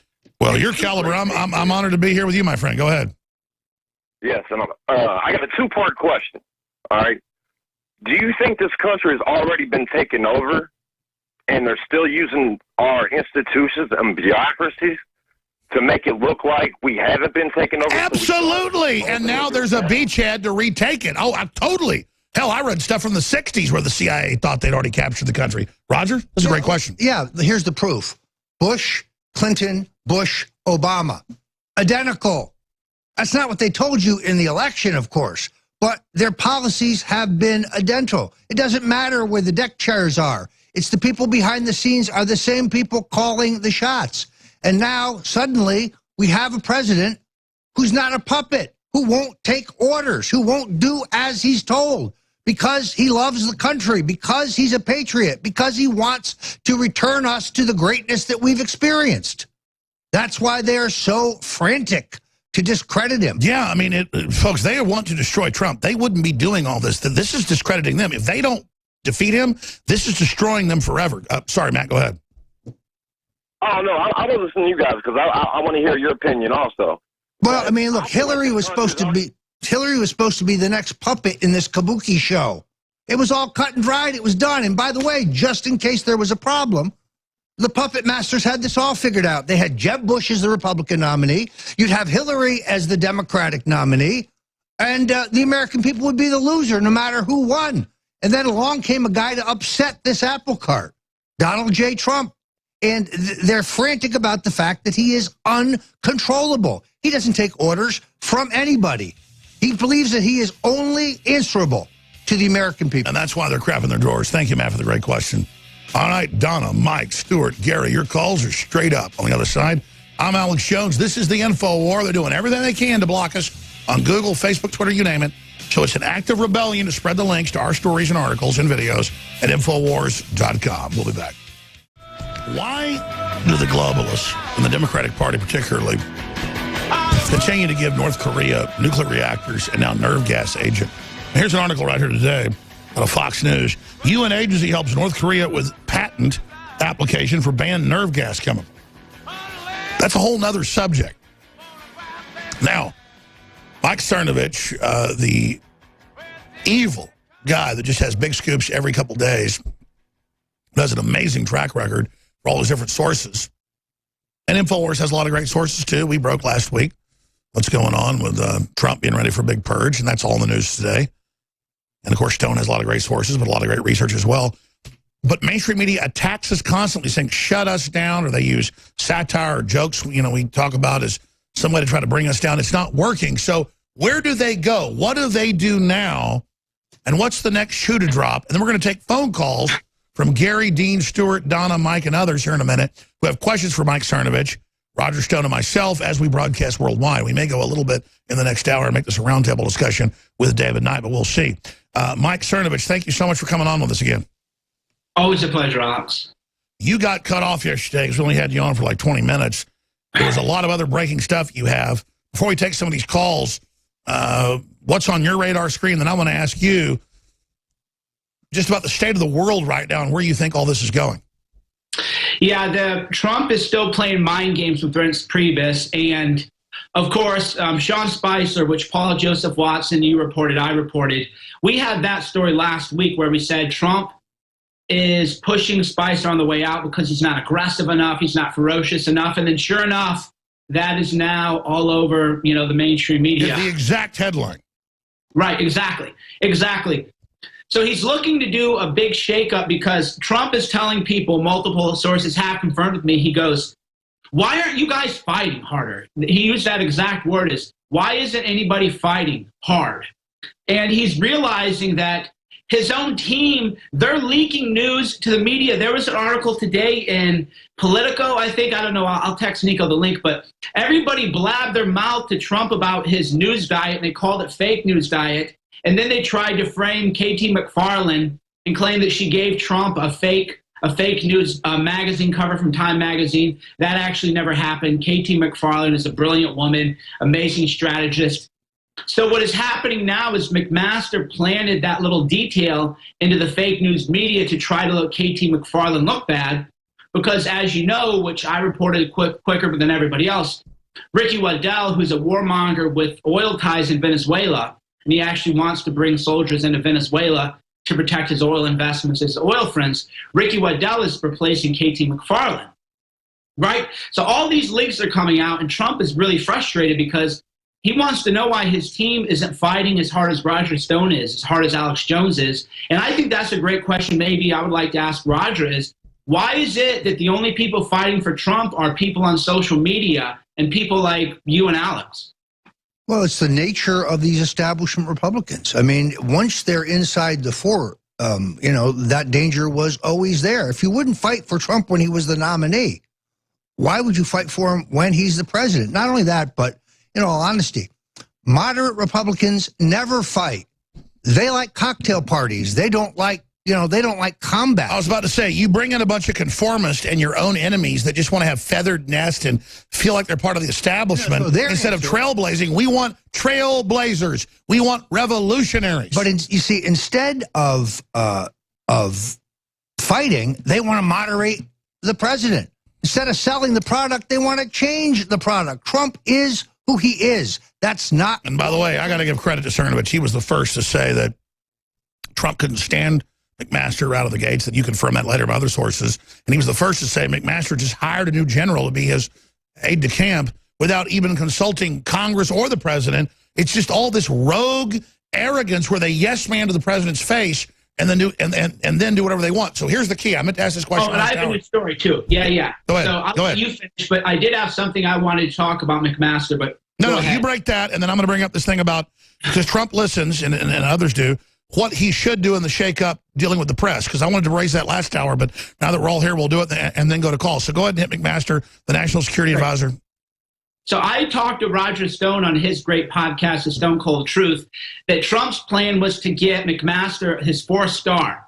The Pentagon is actually dragging its feet on that. This is breaking news. They can't stand him in the Army. They don't want him back doing more active duty Army type stuff. And they're stalling the plan to give him his 4th star because I quote, multiple Pentagon sources said, McMaster is unfit to lead. That is a direct quote. So the question is, if he's unfit to lead in the Army, why is he head of the National Security Council? So that is breaking news. He was supposed to get that 4th star, but the Pentagon, multiple sources in the Pentagon have confirmed to me, said we don't want him back. Is it because he's compromised, or he always claims that he should be in command, or is dereliction of duty?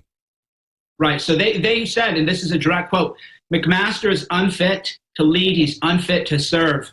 And that really, it says it all. And they're also did they give a hint of why he's unfit? Well, he's a warmonger. All he knows is let's drop in tanks and bomb people and blow people up and destroy things. And he doesn't understand 4th-generation warfare. He doesn't understand. Is that why he's always claiming he's an expert in 4th-generation warfare and HUMAT and capturing hearts and minds? Yeah, he is not. That's the thing, and he dismisses it. He's actually said, we don't have time for that 4th-generation warfare nonsense, even though, as you know, the information war is about, hey, there's 1.5 billion Muslims in the world. That is the reality. We have to find a way to make them more like Christians, to make them more civilized. Yeah, they've got to reform. They've got to have a Martin Luther instead of us reforming and putting a jibs on. Exactly. We're not changing. So either stay in your desert hellhole or stop killing us. Go ahead.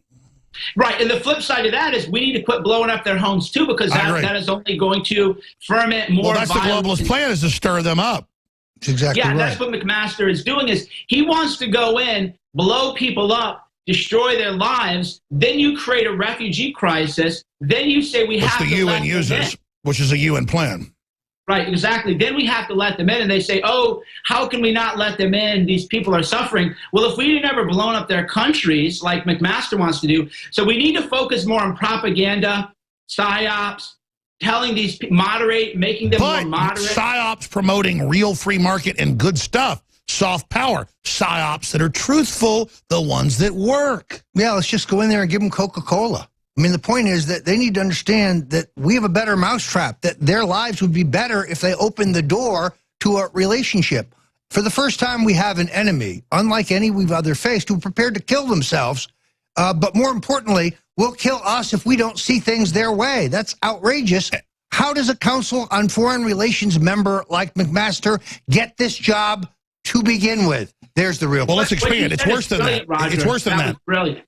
They've decided. Should bring them Coca-Cola. We should, instead of bombing them, we should drop the best of American capitalism to them. Refrigeration. iPads. Right? Give them refrigerators. That's going to do way more than drop bombs on them. Drop refrigerators on there. Then they realize, oh, hey, this is actually pretty good. Why don't we build our homes up? Let's go further. Let's go further. Let me stop. Because the globalists in their own writings admit they want to put the most radical Muslims in to destabilize things, then use them as a force to bring down the West and bring in a police state in a response to them. So it's an anti-civilization killing system. That's what globalism is. It's not like the elites are dumb bringing in uncompatible radical Muslims. The Arab Spring by Google and Facebook and Twitter and the elites and the liberals was their Arab Spring that Al Gore said he wanted here. They're going to use the Muslims as their shock force. That's the issue.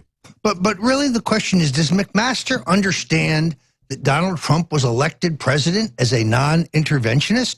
Does anybody around him understand what he ran on?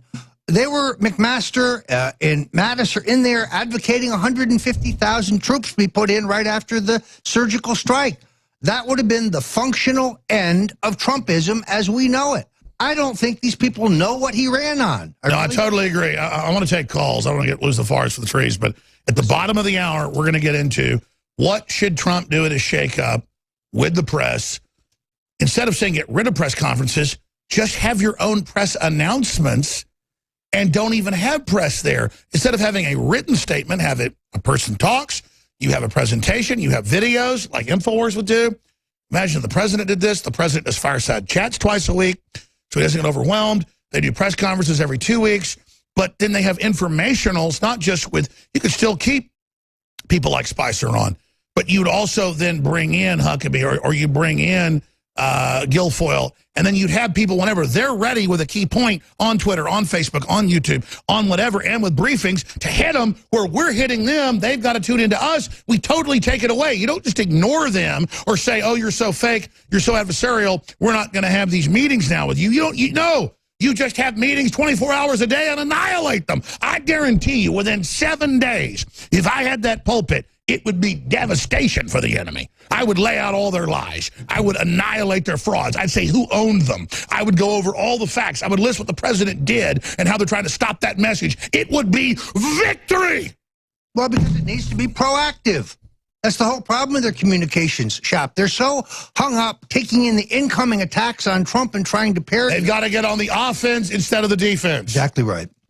Cernovich, can we do this network? Just one more. I'm not going to do any more for the whole week, I promise. We'll skip this break. We'll have more time to take calls. But Cernovich, you were trying to jump in there. We'll do it at the bottom of the hour, I promise. It's all organized. I want to take some calls right now. But I'm telling you, it's not like we're just saying this. Little ragtag operations, we're devastating them. The president already sees half his supporters at rallies or InfoWars. If he already knows what you're doing and what Roger's doing. If he simply gets out of defense and goes on offense, it's over. Well, I actually told my wife's parents they watch Get Me Roger Stone because they always go, what is it that Cernovich does? Why do I see him on my Facebook feed all the time? Why does everybody who knows me at the bank say, hey, how's Michael doing? What's Michael doing? So they actually watched Get Me Roger Stone because we were all there together, but we were like in a parallel world at the time. We hadn't united and joined forces where we were at the RNC covering the course of protesters were fake. You were there at the megaphone. Black Lives Matter was attacking you. Think about what we do. 3 men, and of course, with all the people listening in and helping, we don't have $1 billion. Could you imagine if we had $1 billion budget, even $100 million budget, the kind of devastation that we would have? Yeah, no, we're living off the land, and Google has got billions of dollars with which to crush. And they always used to know the empire's striking back. We blew up the Death Star. We're now under attack. If you simply support us now more than ever and take action yourself, we're going to win. It's the best reason to go to the InfoWars store.com that I can think of. And spread stonecoldtruth.com and the websites of Cernovich and the Twitter. It's a war. It's fun. I don't want to lose. We're promoting freedom Americana. It's not like we're promoting North Korea. The Democrats are promoting North Korea. The Republican establishment, they're a bunch of yes men and cowards that want to socially climb in an organization. We want to overturn the fake globalist paradigm that's a face sucker on America. We don't want to ascend into the face sucker's belly and be some turd floating around in its belly. We want to kill the face sucker. We want to remove it. We want to restore the republic. We want to put up Washington monuments 20 times bigger that are space elevators hailing our victory over the globalists. We want victory. McMaster had even said, and I broke that story, that he's trying to remake the NSC to Democrats. So we called it Make the NSC Democrat again. He had said we need to, I quote, professionalize the National Security Council, and that will mean bringing in more Democrats and liberals. So what they're doing is they're pulling the security clearances of pro-Trump people, and they're bringing in more Democrats, bringing in... Yeah, they're circling the wagons, telling Trump, we'll compromise, we'll let you make America great again, we'll let you cut taxes, when all they're doing is preparing his destruction like a bunch of senators stabbing Caesar to death in the Senate. Right now, let's go to phone calls. Donna, in the great state of Pennsylvania, one of the deciding states in the restoration of the republic. You're on the air, Donna. Go ahead. Oh, thank you, Alex, for taking my call, and Mike Cernovich and Roger Stone. Thank you so much.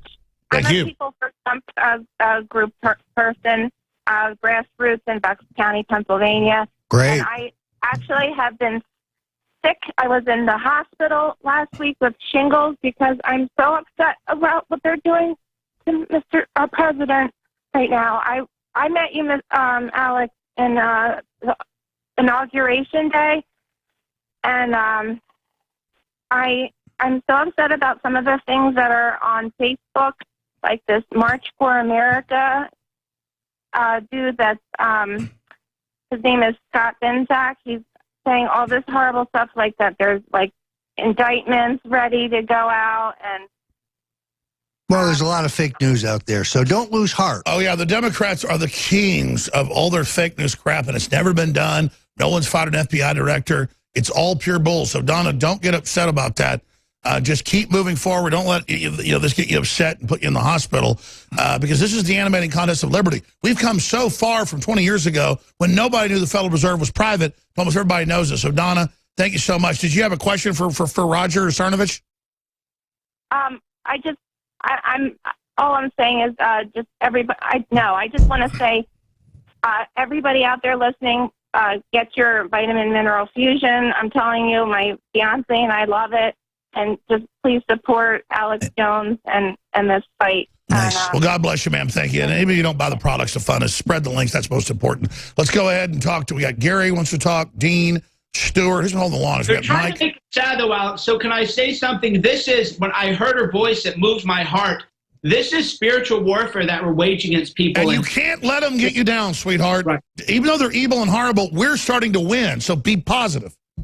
Right. That's what they want to do. Is what a lot of people don't understand is with the occult magic that they believe in, it isn't enough that they win and they get more money and they get more slaves and they can buy more children from Haiti.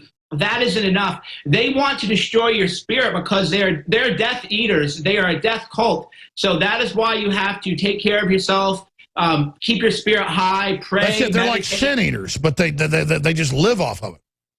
Right. So they want you if they get you down, and that's why they're trying to drive InfoWars into bankruptcy and trying to ruin Alex's. It isn't enough that they have everything. They want to see people grovel in destitute. That's why they want North Korea or Venezuela. They want you poor. That's their religion. While they claim they love you all day and you grovel to them, they gravitate to the most poorest populations they can get to control. Great points. Okay. This is the outrageousness of the story of the Bushes and the Clintons. While their policies made America weaker and made the people poorer, they and their cronies have made hundreds of millions of dollars. These are crony capitalists. These are thieves, is what they are. We're going to take a ton of calls. There's a caller I was about to go to just hung up. We're going to go to Stuart. We're going to go to Mike. We're going to go to everybody right now. Stuart in Canada, you're on the air. Thanks for calling. Hello. I do hope I'm coming through clearly because it's such an honor to be on this. It's an honor to talk to you, brother. Go ahead. Well, great. I just got to say how much I love the whole InfoWars team. Humanity has hope because of you. And also every InfoWarrior out there listening. And to Donald Trump, now's the time to double down. The enemy is doubling down. We got to double down. And that goes to every InfoWarrior out there. You have to double down. And we're going to absolutely crush the globalists. I'm on Twitter. I'm not on Facebook, but I can see it. The bellwether, the atmosphere, we're winning. And that lady that was calling in, don't be discouraged at all. You've got so many people backing you up all over this planet. I'm in Canada here, and we're not going to let... Exactly. Look at the elites everywhere panicking. They can feel the spirit of awakening rising.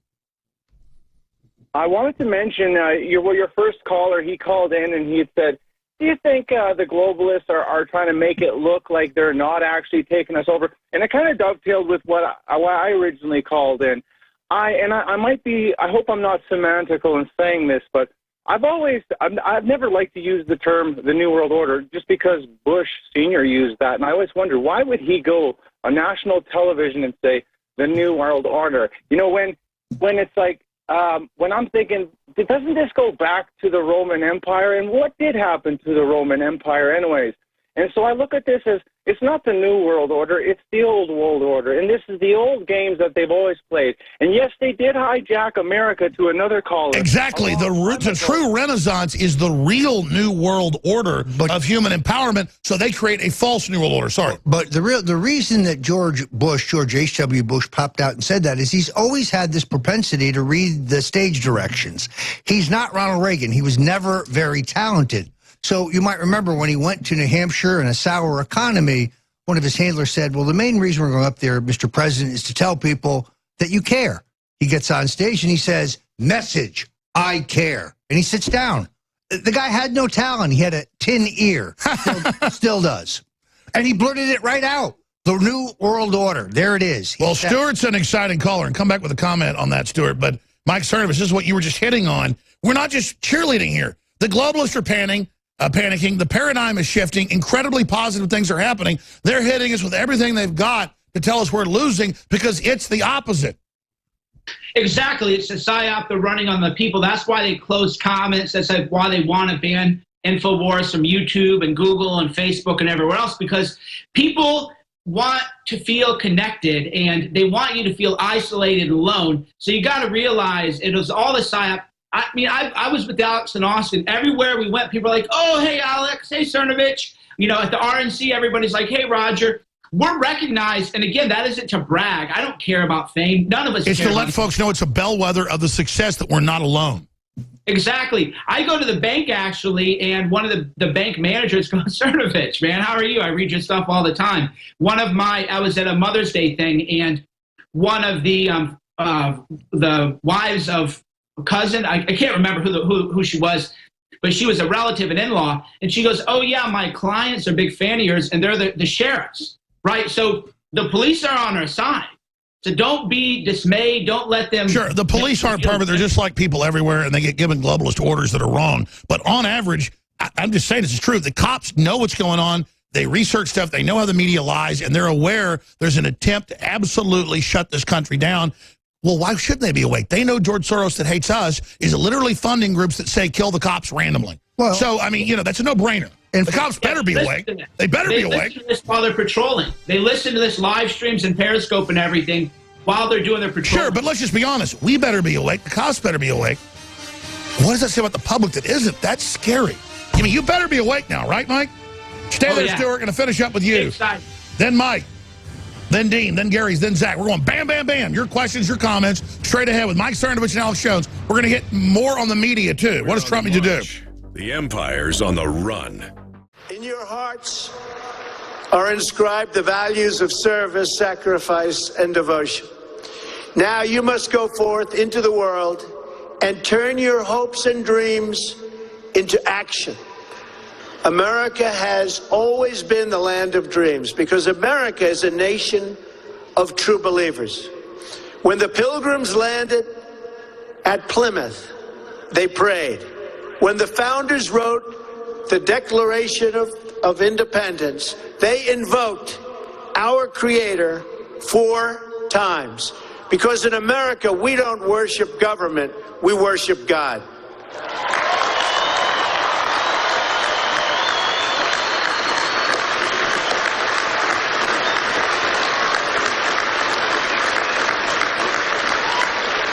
That is why our elected officials put their hands on the Bible and say, "So help me God," as they take the oath of office. It is why our currency proudly declares, "In God we trust." And it's why we proudly proclaim that we are one nation under God every time we say the Pledge of Allegiance. All right, Mike Cernovich is our guest. I want to get to a lot of calls now. We're going to go to Stuart and have him finish up in this whole board of calls. Then we're going to spend some time on what does Trump need to do? I know with the power that he has, his star qualities, and if he just had a crew of 6, 7 people that could be on call in different 4 or 5 hour quadrants throughout the day to independently go out and just expose lies, do press conferences, do live feeds, it would all have millions of viewers per transmission, would put the enemy back on their heels. We'll talk about that and what Roger Stone thinks, what Mike Cernovich thinks, what you think should be done here in a few minutes. But Stuart, in Canada, you know, callers call and say, "Oh, thank you, you're so great." Listen, you're great. There wouldn't be a movement if it wasn't for you. We wouldn't see nationalism rising all over the world if it wasn't for you. We wouldn't see hope if it wasn't for you. So we're all peers here in the great animating contest for liberty. But go ahead and finish your point on the whole New World Order. Yeah, but Alex, I wouldn't be psychologically so healthy. There was so much stress before I stumbled upon your media platform on my shoulders because I thought I was the only one that understood what was going on. I couldn't talk about it. You just hit the key. They make us all feel alone. And then once you learn that there's other people that believe this, it takes a lot of the stress off. That is absolutely critical. The whole world came off my shoulders.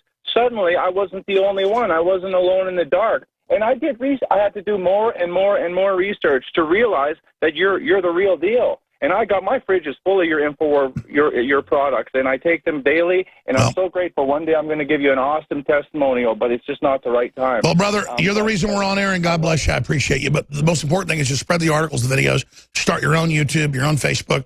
Really, I mean, it's critical that we absolutely take the culture over. We're already intellectually the majority.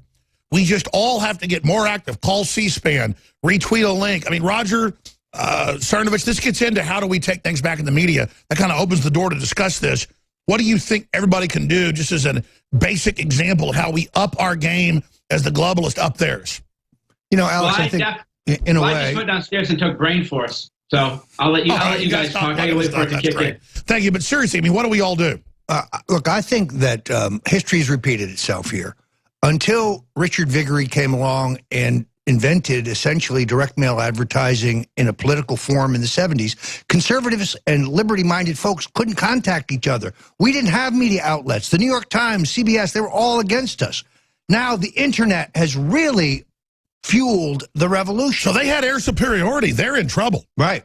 And now that's why they're trying to put the toothpaste back in the tube. That's why they want to censor us. They realize there's a revolution afoot, and good God, the people have found out what's happening, and that's a real problem. So you think about the 60s and 70s when direct mail even started, and everything was liberal, communist garbage, because the big corporations wanted that as a failed system for America to control us.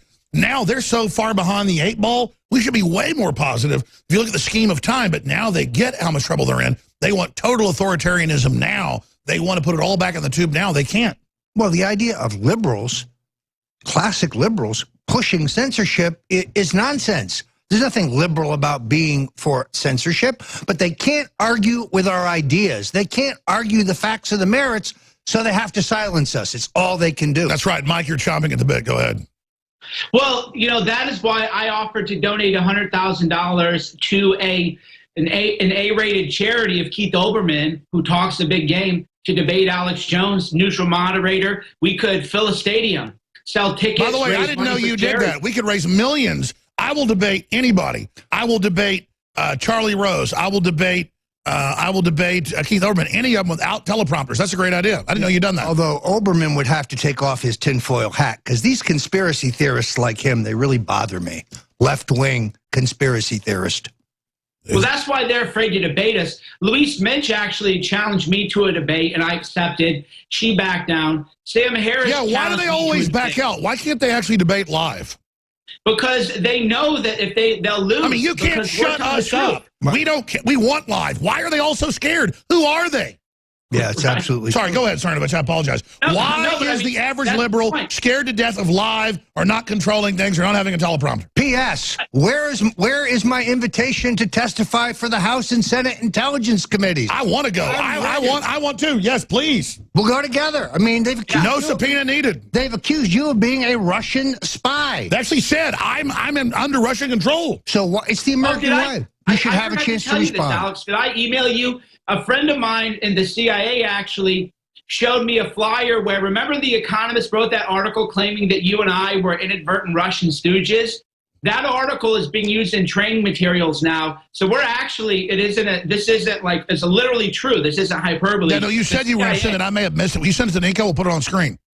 Well, I don't have it. I don't have it on my phone. But I'll get it to Nico. Yeah, I thought I texted you it. But so that article in The Economist calling us inadvertent Russian stooges is being used by the CIA in their training materials now. So we're literally being targeted by the CIA in the training materials, and this can be confirmed by any of your sources in the CIA if you ask. Well, they had the congressional hearing where the CIA said, and the Armed Services Committee, they said we are investigating Alex Jones, who is being directed by the GRU and the KGB, the biggest load of horse manure, but no proof. Just, he just is a Russian agent. The article he's talking about was in The Economist, which is put up by the Rothschilds. Cernovich, Alex Jones, Useful idiots. In The Economist, yeah. So I interrupted you, though. Go back before we go to these calls. you were getting into, Mike, just how big this awakening is. It's crazy. Well, yeah, that's what a lot of people, there's the article. So we're being targeted now by the CIA.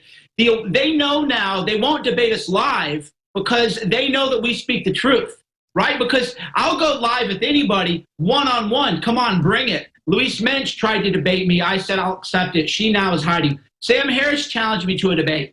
I accepted it. He ran away, and then he went on the Joe Rogan podcast and went on a tirade about me for an hour. And said, I saw it. He said, I can't believe people listen to him, and he's so fake. I mean, what unbelievable.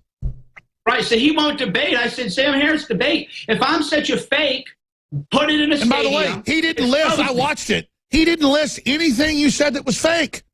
Every day we're breaking big national news. What more do they? That's the joke, though. We're trusted by the patriots and agencies and the White House. We're just going to get more and more. So what are they going to do, Roger, as we just get validated? Yeah, look, I've had to deal with this preening, whining, phony Adam Schiff, the congressman from California. This guy's a pussy. He's the kind of guy who likes to punch and run. I mean, let's have it out. You've called me a traitor. You've called me a Russian agent. You did it on national TV. Even though you were well known for rounding up Russian agents in Washington. I mean, look, it's an outrageous. But this guy thinks he's going to the U.S. Senate.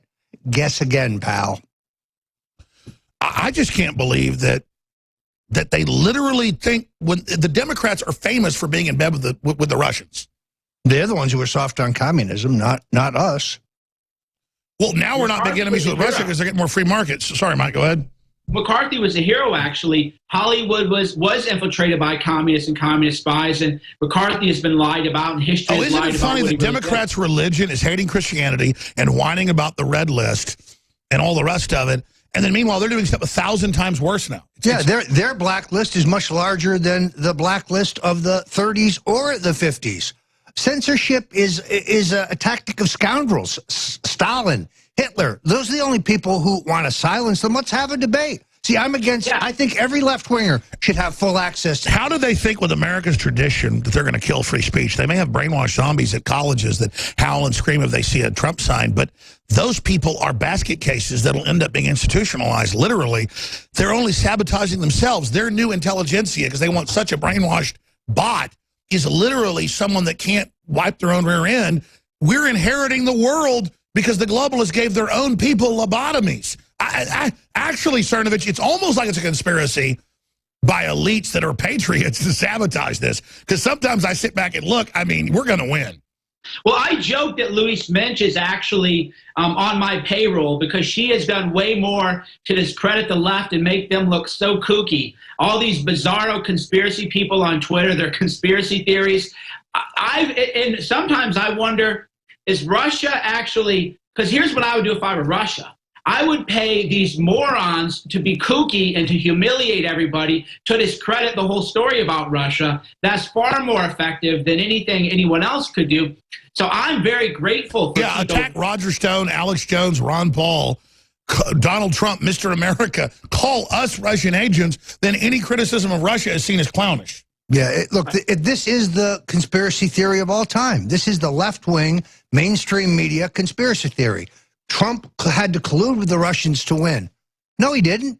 And there is no evidence. No, you ran a corpse, Hillary Clinton. Right. I mean, there's just no evidence to this. And they continued. All right, I got to take phone calls. This is all riveting. And I know, and I love, soon he'll have his own show 3 hours a day, but I know it's all prepared for his hour, then I run over it. But we're going to bring in from the other studios, you can pop in. Also, we're going to have a break too, but a few minutes of the next hour with David and I to take calls as well. But we're going to go to Mike, Zach, Jane, Dean, and Gary. But first, let's go ahead and go to Dean in Wisconsin. He has a question for Roger Stone. Go ahead, Dean. Hey, Alex. I just want to say about purging the government. Trump should just go to each department and just fire everyone and bring every low-level patriot up into the, all the... No, I totally agree, but they scare him with train wrecks or government shutdown, so he wants to be judicious. He wants to be smart about it, but then but that's a great question. How do we accelerate the purge? Thanks, go ahead.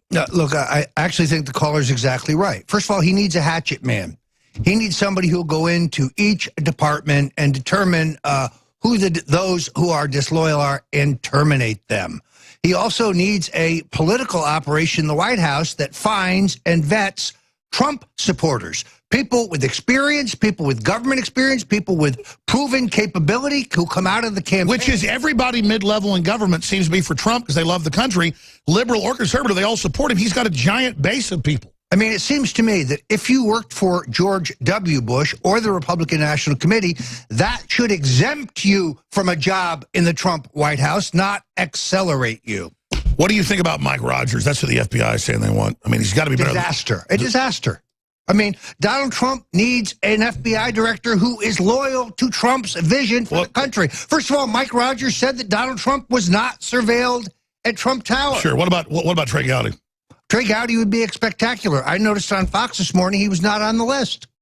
Ray Kelly, the former New York police commissioner, someone Donald Trump knows well, not on the list. Judge Jeanine Pirro, former judge, former prosecutor, not on the list. These are the Trump loyalists. Look at that list. By the way, as we know, those are really on Trump's list, though. Fox and others are putting out fake lists to create this perception. I hope that is the case, because in this case, I looked at that list, and every single one of them is an establishment lackey. There's nobody on that list who is a Trump loyalist and who understands the struggle between the globalists and... Sure, but didn't Mike Rogers expose Benghazi at least? He was good on that, yes. I mean, he's a lot better than Comey. Well, who isn't? My dog is better than Comey. I mean, please. Okay, all right. Dean, thank you. Let's go ahead and talk to a guy in Quad City. Mike, you're on the air worldwide. Go ahead. Hey, hey, Alex. I just want to know that I'm praying for you. Thank you. And your family, and on all your team too. But the people in the news media have no business getting your privacy, and I don't need know your privacy of your family business. But when you come to public, I think it's just very disgraceful when you hear about your story. And question for Roger Stone, and I do have a question for you, Alex, is that I am hard of hearing. I watched Infowars on Roku and watched it maybe 3 times to watch it to understand without the closed caption. But I understand it costs a lot of money to run that. But you think it's causing a problem with the news people are trying to take away? Yeah, no, we've got all sorts of sabotage. And I thank you for your call, sir. It costs us $110,000 a year to have closed captioning. And we're doing it. And then even when we do it, we have problems. And it's not sent out over the cable, the internet for you. So for the listeners that don't know what we deal with money-wise, trying to really do this and get to everybody, $110,000 is a lot. For closed captioning, it's a real person. We have to pay for a digital fee that's thousands a year, so a real person is doing it. And I'm glad you called in. God bless you, Mike. Thank you. That's what I deal with every day, trying to get money in here. Is that people don't know what it's like with satellites and stuff and legal and licensing and all the stuff we deal with. It's a lot of money. And so yes, we want to close caption all the shows. And I'm sorry, some of the shows aren't closed caption. That's not done to put you down or anything like that. It's that we literally are under attack and lawsuits and George Soros and everything else, and I want to be able to do that. So I know only 3 hours of the show every day is closed caption. People complain the other stuff isn't closed caption. I don't have the money. It's hundreds of thousands more, and I don't know what I'm supposed to do. And I'm glad the caller called, though, because we don't screen these calls. You get the sausage making behind the scenes that makes me just throw my hands up. The listeners don't know how much money it costs to run this. People say, oh, just start a network. People want a new network. Well, we're trying to do it. It takes money. Agreed. Well, we don't have $1 billion. That's what I tell people is we don't have $1 billion budgets. We're not driving Ferraris and flying private jets. We can make so much more money selling people on real estate, commercial real estate. Absolutely. People like us could do so much. If we wanted to make money, we're in the worst business in the world to make money on. Right. And that's what people don't realize. I'm not bragging. A lot of my family are way more money than I ever made. They're all successful. Exactly. I'm doing this because I really, really care. Exactly. Well, this is a uphill battle, but what we're going to get on the end is so big. But I'm glad the guy called in about, hey, some of your shows aren't closed captioning. And then the stuff Google's got that's supposedly free, it just doesn't work very well. It's money. Yep. It's money. In fact, we're about to launch more satellite time. And I got to do all that, too, as well. Roger, you're looking at that pizza. I'm hungry. More calls straight ahead. Thank you, Mike. We're going to go to Gary and Carlos and Jeanette and Zach. This is such a big topic. We'll do a little bit of radio in the next hour and take more of your calls and hand the baton to David Knight. We'll go to Gary and everybody that's holding her in a moment. But we talked about it earlier and kind of gave our advice, but Trump's shaking things up. He's sick of his media people not responding in real time. He's sick of them always worried about what he's doing and his agenda and you know, kind of criticizing it instead of criticizing the MSM. So Mike Cernovich, asking you and then Roger Stone, what do you think of this big shakeup that they now admit Trump's about to engage in? What would you advise the president to do?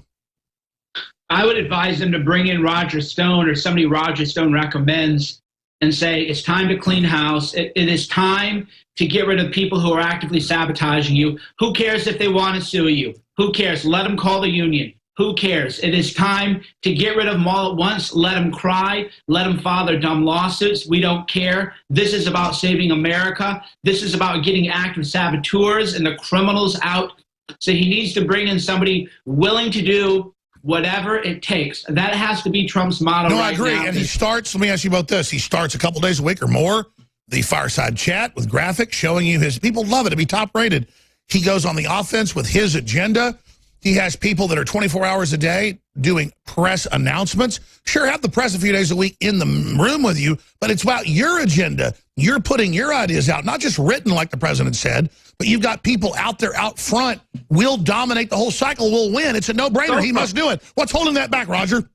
Look, based on his history of getting phenomenal television ratings, I think you've hit on the solution here. A weekly report to the American people that is unfiltered by the mainstream media would be enormously successful. So Donald Trump's report to America. The two things I would do additionally to a total White House staff shakeup is I would direct the Assistant Attorney General for Antitrust to begin immediately reviewing the activities of Google and Facebook and Yahoo and Twitter. And that's the true offense move because they're openly doing it. We've caught them. Cernovich got the documents. So, I mean, that, and then, frankly, I would ask, I would direct Attorney General Jeff Sessions to convene a grand jury and to bring Bill and Hillary Clinton and Chelsea and everybody else involved in the criminal enterprise of the Clinton Foundations in front of the grand jury. That would energize the base. So indict the criminals. Weekly fireside chat.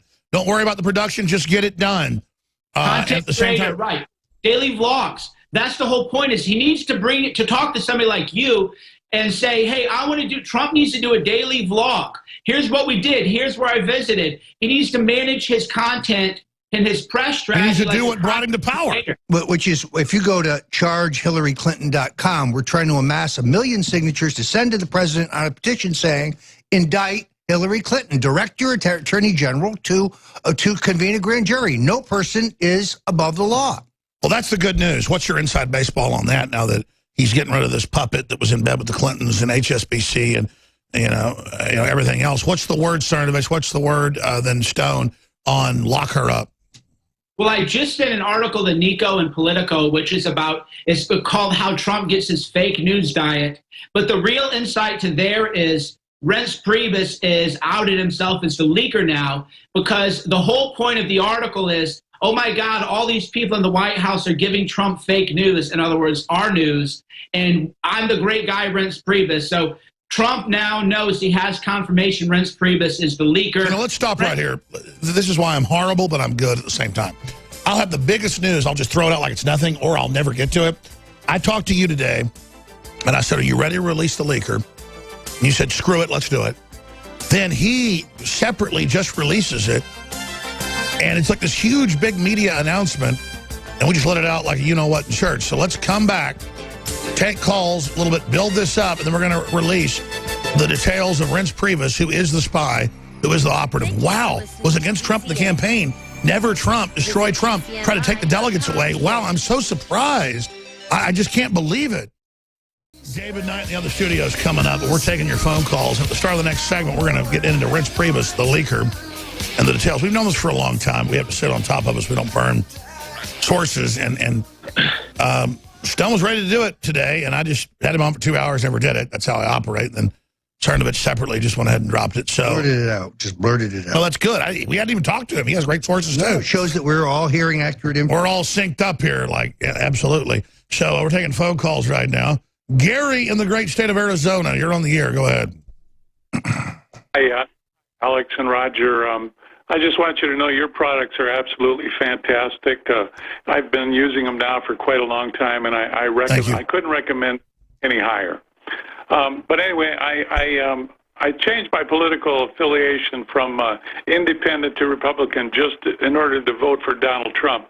So I have been a very strong supporter of his. But I have a two-part question for you, Alex, or Mike. Now, the last time I asked this question to Roger, and I got a spin job. So, and that's no disrespect to you, Roger. That's what I do. Anyway, the aerosol spraying of toxic chemicals all over America is increasing every day, and here in Phoenix, we're getting pounded like never before. Donald Trump could have stopped this on the first day of his presidency. I know he could have, but instead he is allowing it to continue. There is a complete silence from the president. Oh, well, let me respond to that. They're ignoring him in all the agencies. There's all sorts of secret programs going on. There is geoengineering going on. The CFR admits it. I've seen less of it. Maybe it's worse in Arizona. But specifically, what would you like to see Trump do? I mean, you're probably educating him now. Go ahead. Well, here's my question: how can Donald Trump? And again, I'm a supporter. I'm not a critic. You know, I'm a critic. I'm a critic of his, but I'm a supporter. But how can Donald Trump have any hope of making America great again when he is jeopardizing the health and welfare of his fellow Americans? So you're talking about, here's the deal, you're talking about... Why do you assume that he knows about it? It's deep state, man. Why do you assume that he knows about it? Do you think maybe someone on the White House staff has told him about this? I've got a building next to me full of crew members that I only go to like once a week. I don't know what they're doing 100 yards from me. Go ahead, sorry. No, but look, the president, any president, every president lives in a cocoon. And Reince Priebus has sought to control flow of information. The president told Anthony Scaramucci he wanted to see him this week. Yet Reince Priebus keeps knocking him off the president's schedule. So let's expand the question the listener's really asking then. How do we get Trump out of his cocoon? Well, he needs a staff change. I mean, if he is not getting in his daily news briefing, Breitbart, InfoWares, Daily Caller, Cernovich, then something's wrong. Those who are complaining that he is getting those things, what they're complaining about is they haven't been able to keep them out. Well, like you said, he didn't understand that they're blocking for months all his positive Twitter comments. He's noticed that. He's like, where's all my people? And because he didn't even understand, they're only giving him the negative stuff. That's exactly right. Trump doesn't even think his support's there anymore. That's why he goes out to rallies. He goes, I'm glad you're still here. And his wife leads the Lord's Prayer because they're so freaked out. Cernovich? Yeah, that is why there's a great article in Politico which revealed that Reince Priebus is now the leaker. We might as well talk about that. Roger can talk about it. Why did we let them have that? We already had this weeks ago, but there it is. How Trump gets his fake news. So they didn't actually reveal Reince Priebus as the leaker there, but if you read it, the entire article is trying to make Reince Priebus look like this great, smart guy around a bunch of fools. By the way, I knew this 6 months ago. Bad idea. Reince Priebus and others run into the president with the printouts they want to. Yeah. Look, I'm going to be honest with you about this. I really am. I've had it up to here with Reince Priebus. This guy is, he is a malevolent midget is what he is. He did not want Donald Trump to become president. He shifted campaign funds in Pennsylvania from Trump, $750,000 to Pat Toomey. He did the same thing in Virginia in an attempt to undermine us at the last minute. He cannot be trusted. Let's come back and talk more about that. Stay with us. This is key. All right, so Gary brought up secret government projects, and we've already documented that the State Department is just completely ignoring what the president wants. Every other agency, he's throwing fits. He's about to have a purge. He says that there's all sorts of stuff going on he's upset about. But I hear you. I'd like to see geoengineering and secret programs exposed. But I think, Gary, that Roger Stone and Mike Cernovich kind of answer your question. Before you called, the theme of this is Trump's being ignored. Does that make sense? Yes, but in the meantime, I think the American people are being ignored. I mean, I think it's up to us to get a hold of through C-SPAN and TV and radio and rallies and messages and, you know, paper airplanes we throw over the wall at the White House. We need to get the message to him. It's up to us. Candidly, the president gets more of his news through television than he gets through. That's the problem. Even mainline Republicans, they still watch TV. He's 70 years old. He does get some news on the road. Well, let's talk about it. Let's put the Politico article. Thank you, Gary. Let's put the Politico article up and actually get Cernovich to comment on it. Then you go ahead. Right. So the Politico article is a Reince Priebus leak job to try to make it so that Trump won't read us anymore. So the whole article spin is that freedom fighters are giving Trump truthful information from people like us, and that this has to stop, and Reince Priebus is mad. Are we in this story?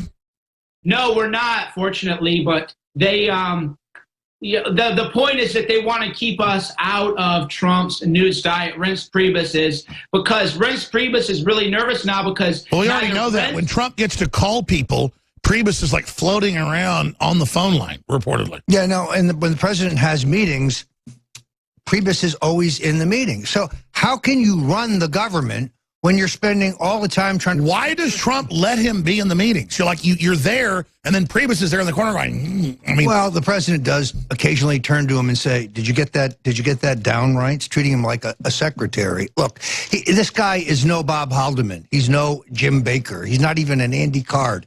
He is so over his head in terms of capability. It's a joke. He's just... But the establishment likes him as he leaks like a sieve. He should... let's appoint him ambassador to Ireland and get rid of him. The president would be better served by somebody who is loyal to Donald J. Trump. I could name 3 people who are more than capable of doing this job. How close is Priebus? My sources say that, you know, Trump's deciding, but he really wants to blow him, Spicer, and a bunch of other people out the airlock. From your intel, who is on the chopping block? I think Spicer's in desperate trouble. One thing about Donald Trump is he doesn't like to be pushed. When you push him, he resists. He does not like to be told to do things. Perfect example, David Duke.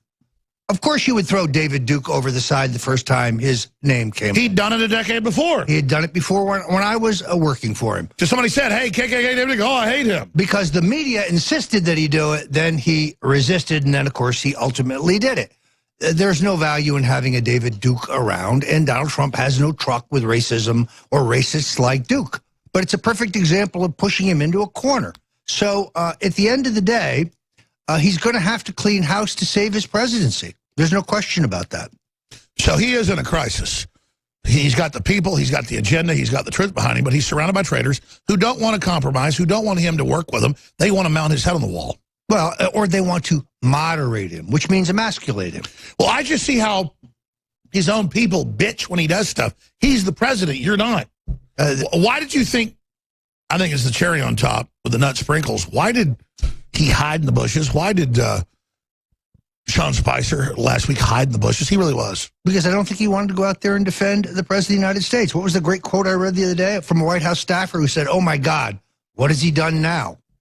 I mean, this is the same thing I saw, by the way, under Reagan, where they underestimate the principle and his strength and his power and they're weak. And talent, right? And they don't want to fight. They want to compromise. They're followers. They're not leaders. I mean, here's my deal. I don't want the White House press job. I'm not even saying I would get it. The point is, it'd be fire-breathing. It'd be unapologetic. They'd be on their heels. His own people don't get why Trump's successful, because he's brazen. He's naked. He's real. He's committed. He's bona fide. He's not a fake. You notice it was Ronald Reagan who brought Pat Buchanan back into the White House press operation? That's what you need. A young Pat Buchanan, somebody who is smart, somebody who is combative, somebody who will grab the other guys by the throat and pull them down the hill. A fighter. Like Trump, a fighter. Instead, we have people who are trying to be conciliatory and kiss the ass. And conciliatory is fine if people are being trying to conciliatory with you. They're running around saying, kill the president, kill us, shut down free speech, arrest everyone. A group of people with flaming torches running at you is not someone you make a deal with. Well, and as the New Yorker magazine showed us last week, there's a subset of liberals now who say he's insane and we've got to remove him because he's crazy, just because he doesn't agree with them, just because he doesn't... And again, people go, oh, you're settling establishment. The Pope, the Chinese communist dictator, the Saudi Arabians, the corrupt Mexican government, the corrupt Canadian government, the Republican Party, the Democratic Party, all these, the EU, they're all against Trump. What nutball wouldn't be for him? I mean, if mental instability is the hallmark, why did we have a rapist as president for 8 years? A rapist, a serial sexual assaulter. So this line of... Sure, I totally agree. So let me ask you this question, because I want to put this together. Maybe we should do a tape thing later, because this is really a big deal. Trump will listen to this. I want to take a few calls here, and then I'll bring David Knight in. David Knight, what do you think President Trump should do with a shakeup? I mean, I think he should do fireside chats. People try to make it too produced. Just get up there with his basic graphics, his facts. He gives them a day before, the 10-point thing he wants to cover. That they have the clips, just like he sees on Facebook, just like he sees on Twitter. He gets up and says, here's the clip of 20 Democrats saying fire the FBI director. See? That's all I'm doing. This guy says I'm crazy because there was wiretapping. Here's the New York Times saying there was wiretapping. Let's move to the next agenda. He goes in for 45 minutes, hits like 10 points, then maybe has a few journalists, a mix, takes a few questions. He does that once or twice a week. Game over. He's defeated him. Okay, that's my idea. Let's do it. Oh, what do you think, David? I think you're absolutely right, Alex. You know, Ronald Reagan said he was going to transcend Washington. He was going to go directly to the people. He never did it or had the potential to do it in the way that Donald Trump does. Well, they put a bullet in him before he could. Yeah, I think you ought to go beyond just canceling the press conferences. I think you ought to do exactly what you said. Go directly to the people, bypass these daily press conferences that are going, bypass the press secretary. Right. And I think he ought to use these bully pulpits, not just to defend himself personally, but to advance his agenda, to tell the American people, look, I want you putting pressure on Washington with me. Together, the two of us can get this agenda that I ran on, that you voted for, done, and we can shut down Washington. I think that's exactly what... Yes, and David, and I want all you to comment on this and take calls. I'll turn it over to you, David. I've been prepared for this hour for all day. Trump must know, and I think he knows this now, that's where we're getting from multiple sources, very high up, is that he gets there's no compromise. He gets they don't make sense. They want to run the country. They don't care about the power of what they run. They have no rubber meets the road basic understanding. Oh, you guys got a mic open in there. So they have no understanding of this basic system, and he now understands that and understands he's in a death battle, and that if he goes all the way, he wins. If he doesn't, he loses. And so now it's up to all of us to understand just how critical this moment really is. Like so over the weekend, we had James Clapper say, our institutions are under attack internally by President Trump. I had said on Friday that all these liberals are saying it's a coup, it's a coup. No, it wasn't really a coup. What Donald Trump did was within his legal rights as president. He is still president, so it was not technically a coup. But they see it as a coup because it was someone that they see simply as a stated preference by the people they're not accounted to, the elected president. They saw it as a coup against the swamp, against the unelected bureaucracy that stays there permanently. And that's what we're seeing from James Clapper. He says, our institutions are under attack. I'm going to talk about that in detail, what James Clapper was really saying. But that's what they're looking at, Alex. They're looking at the fact that Donald Trump would actually fire one of the higher-ranking members of the permanently entrenched bureaucracy. That's right. These are arrogant, entitled lords who believe that they own us, and Trump is involved in a coup against the swamp. Yeah, the swamp is trying to have a coup over Trump. That's right. Now, is this the same? Is this the same James Clapper who testified falsely to the U.S. Congress about the collection of metadata, proven to be a lie by Edward Snowden? He said nobody spies the American people, and that's the same story we hear over and over again with FBI Comey saying Trump's crazy. Nobody spies on anybody. But they let Clapper come back and clean it up and apologize instead of indicting him for perjury and sending him to jail where he belongs. That's right. That's right. And a politicized member of the National Security Council, as he's setting his positions during the election, actually using that as a bully pulpit to get involved in politics. Why would we be surprised to find out that they use the national security apparatus to look and to investigate into politicians way beyond Donald Trump, but also people like Rand Paul? He said another senator has told him that he's also been told well, we got looked at. You better believe they're listening right now. You know, one of the questions I want to ask, and I was on real time with Bill Maher about a month ago now, and Michael Hayden was the former CIA director, was one of the guests. Why do these guys all have shaved heads? Is it like some secret club or something? Did you ever notice this? Brennan, a Clapper, I mean, all of them. Hayden, they all have these shaved heads. It must be some, like, secret signal or something. Well, I think there's not some such secret signals when they brag about what they're doing. I mean, James Clapper is going to be the worst poker player in the world. When he was lying to Ron Wyden, he's like, you know, looking down and rubbing his face. But then you had Michael Hayden go to Washington Lee University and brag about the fact that he didn't need any special provisions under even the Patriot Act, which is unconstitutional. He said, I had a direct order from the president. I could do whatever I wanted. That's the mindset of these people. And he has the nerve to go on with Judge Napolitano and say that he's a libertarian. At that point, it's just totally insane. It's totally crazy. Do you remember when Nixon said, if the president orders it, that makes it legal? That's right. And how all the lefties went crazy when he said that? That's right. Where were they when Hayden said essentially... That's right. Let's take a few final calls and let David Knight take over. But Mike Cernovich, you've been holding there patiently. Your take on what you've just been hearing. Oh, no, I'm just listening. It's great roundtable discussion, so I don't have anything to add. You do have stuff to add. That's I mean, what's the next big shoe drops from your intel? You said we're going to be very, very happy soon about what Trump's about to do from your sources. Well, Roger covered the Sean Spicer angle. Trump knows he has to get rid of Rents. He has to get rid of Spicer. I don't know that he's going to fire Spicer right away, though. I think he's playing mind games on him because, as Roger will tell you, Trump likes to pit people against each other because competition brings out the best in people.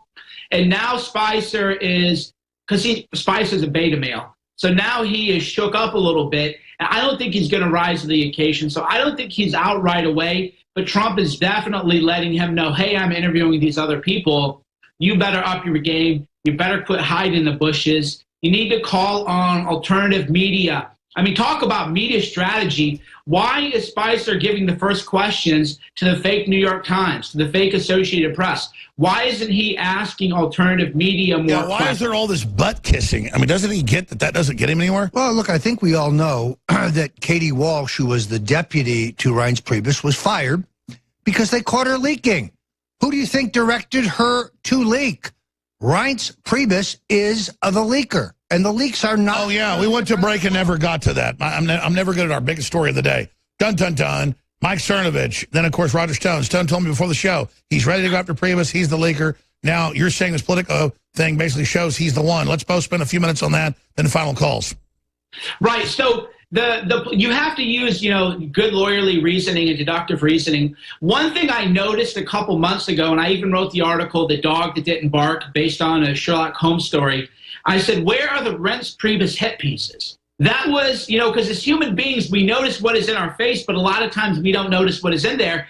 And I noticed you couldn't find a bad article about that guy anywhere in the world.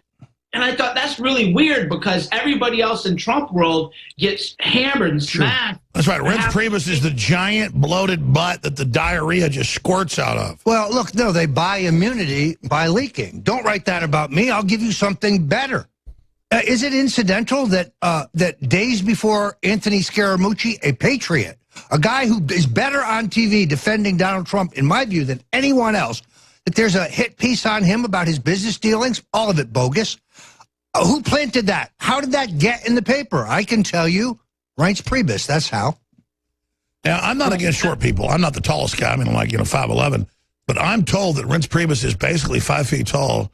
And actually, it's Napoleonic, I think, is what you're trying to say. I mean, I think that the guy is, he's out of his depth here. He doesn't have the administrative capability to do this job. You can't be both in the meetings trying to cover your ass with the boss and still have time to run the federal government. I was about to say, I mean, this guy's clearly a weasel, and Trump knows that. So how long until Reince penis is gone? Look, you can't push Donald Trump. It is always a mistake. He will do the right thing, but this is broken. It's not working. One does not have to be a genius to see that. Now, do they have dirt? Because Trump's saying, hey, better watch out, I'm recording conversations. All the phone calls are recorded. The media acts like they don't. Though that's true or not, that's just a fact. It's not dirty. It's going on. How does Reince Priebus, I misspoke, how does he strike back? Then, I mean, do they have some kind of dirt that they're threatening to release? I don't think he has any cards here. I think he is living day to day. And he was never the right guy. So Reince Priebus is kind of like a limp biscuit. In a sense, yes. Mike Cernovich, your comments on Reince. Well, Roger brought up the point is how he bought immunity. That's why there are no hit pieces. And then that political article is like the cherry on top, where the whole article says, oh, my God, Trump is being spread this fake news. But Reince Priebus, he's really trying to make sure that Trump isn't giving any fake news. So it's a total hatchet job on everybody except Reince Priebus. And I thought, Reince, you idiot. You fool, you moron. He should at least plant something bad about himself. You know, it's interesting. When I worked for Ronald Reagan, they used to try to keep Human Events, which was, one of the early conservative newspapers, a great publication, try to keep it away from him because they didn't want him to read it because he would read things there and he would blurt them out. And he'd even read LaRouche stuff. I mean, it destroyed their efforts to move him to the center and, quote unquote, moderate him. But the good news is that Dutch loved his Human Events, and he wanted to see it every week. I wish the president would demand to see InfoWars every day, because they attempt to keep it from him, and it's not on the television screen where he is used to seeing his television, so he's got to go looking for it. Wow, Cernovich, I want to take a few final calls. I appreciate all your time. You never even plug yourself. StoneColdTruth.com, InfoWars.com. I know you've got a lot of sites, a lot of things. You do a lot of Twitter, Facebook. Where's the best places for people to find all things Mike Cernovich, the great hated patriot? Yeah, Twitter.com/CERNOVICH, Twitter.com/Cernovich is usually a good place to be. And we've been developing this Reince Priebus thing for a while, so I'm glad that Roger got confirmation, too, that it's Reince. And, again, we need more news going to Trump. So, people, what can you do? Share, because Trump does read his Twitter. Share articles to InfoWars by replying to @RealDonaldTrump. That is how we'll wake him up. Share this video that we've done right now. Share the videos with Trump. Reply to him, because Trump he watches television for a lot of news, but he does get a lot of news from his Twitter. So we need to bombard his feed with And the great thing is when he actually responds. Yeah, he is reading his Twitter feed, which is how he figured out that they were pushing all his positive comments to the bottom or deleting them and pushing all the negative ones to the top. But it was not until somebody mentioned that to him that he saw that it was real. Wonder who that was. Somebody. In any event, look, this is going to be a struggle. Trump can still be the transformative president we need him to be, but not when he's surrounded by these midgets, by these pygmies.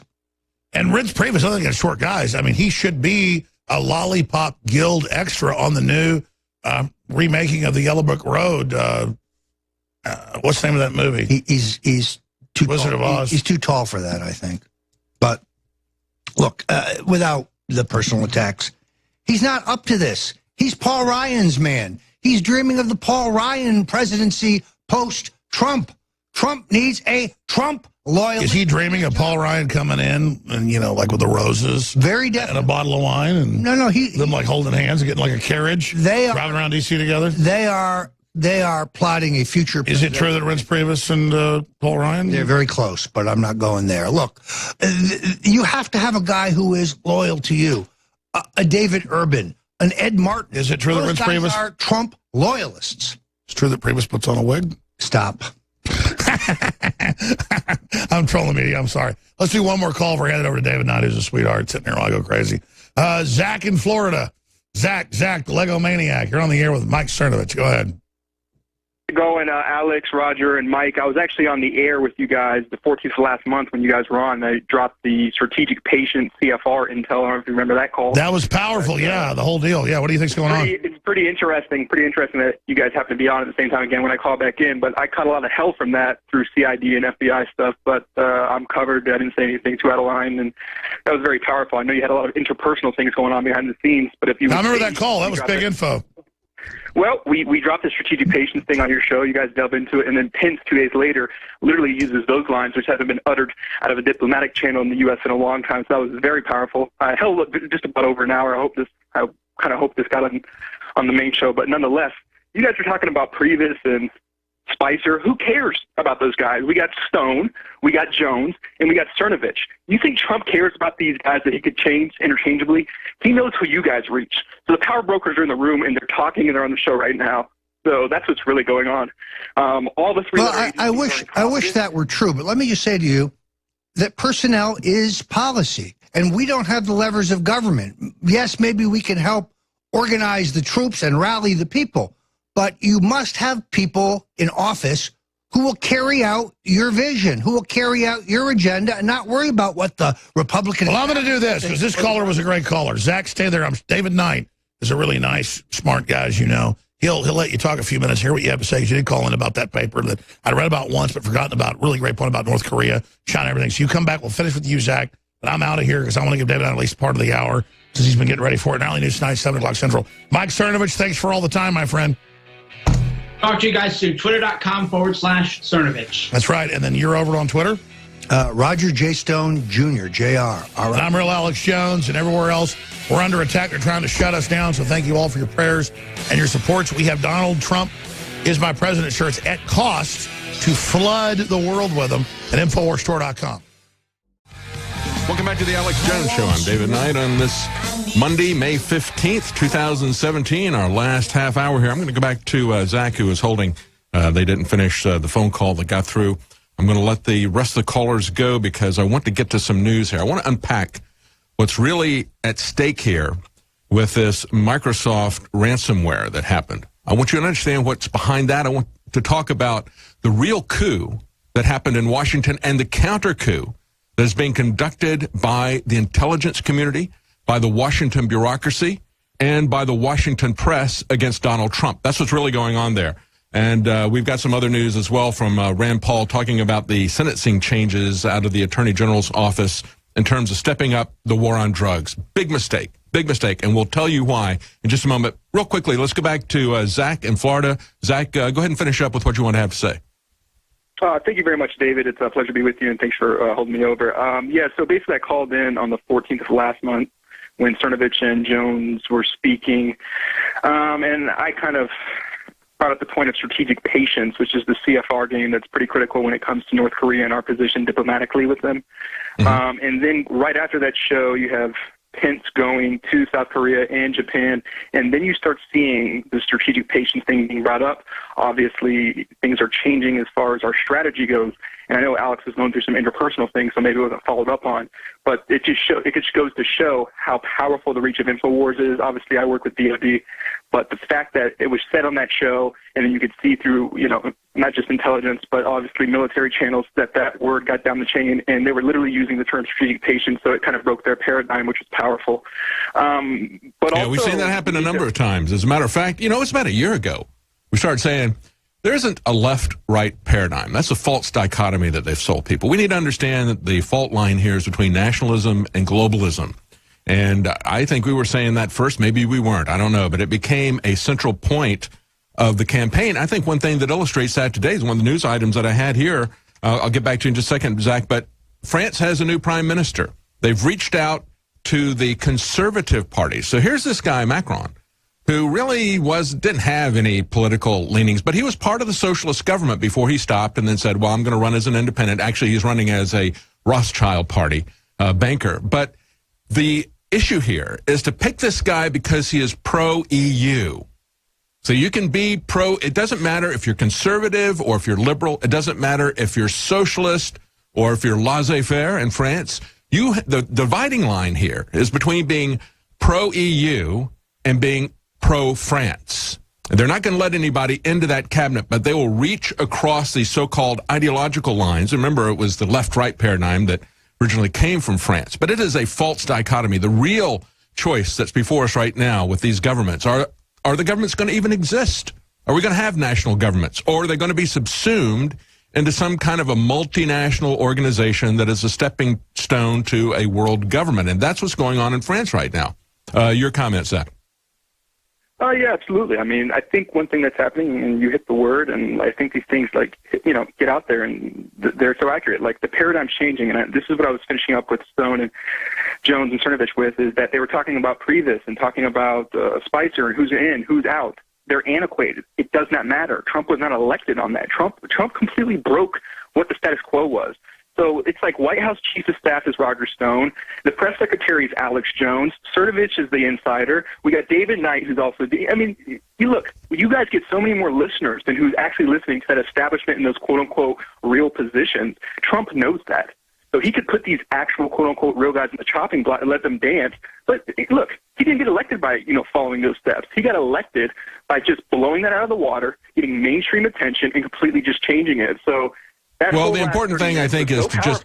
Sorry, go ahead. I think it's just important to put the truth out there and let people make their own decisions. We trust the people to make their own decisions. And so we don't come out here and say something without backing it up with articles. Many times it'll be information that's coming from so-called mainstream sources that we back that up with, but they're buried sources. And so we put that stuff together. We connect the dots for people, and we let you make up your own mind. That's a very powerful thing, to be able to speak our mind without having to worry about access, without having to be worried about what people are going to say about us. That's a very powerful thing. The truth can be very powerful. So I think that's really what we have going for us. I want to get to some news, but thank you, Zach. It's very important that everybody understand that we can have an impact.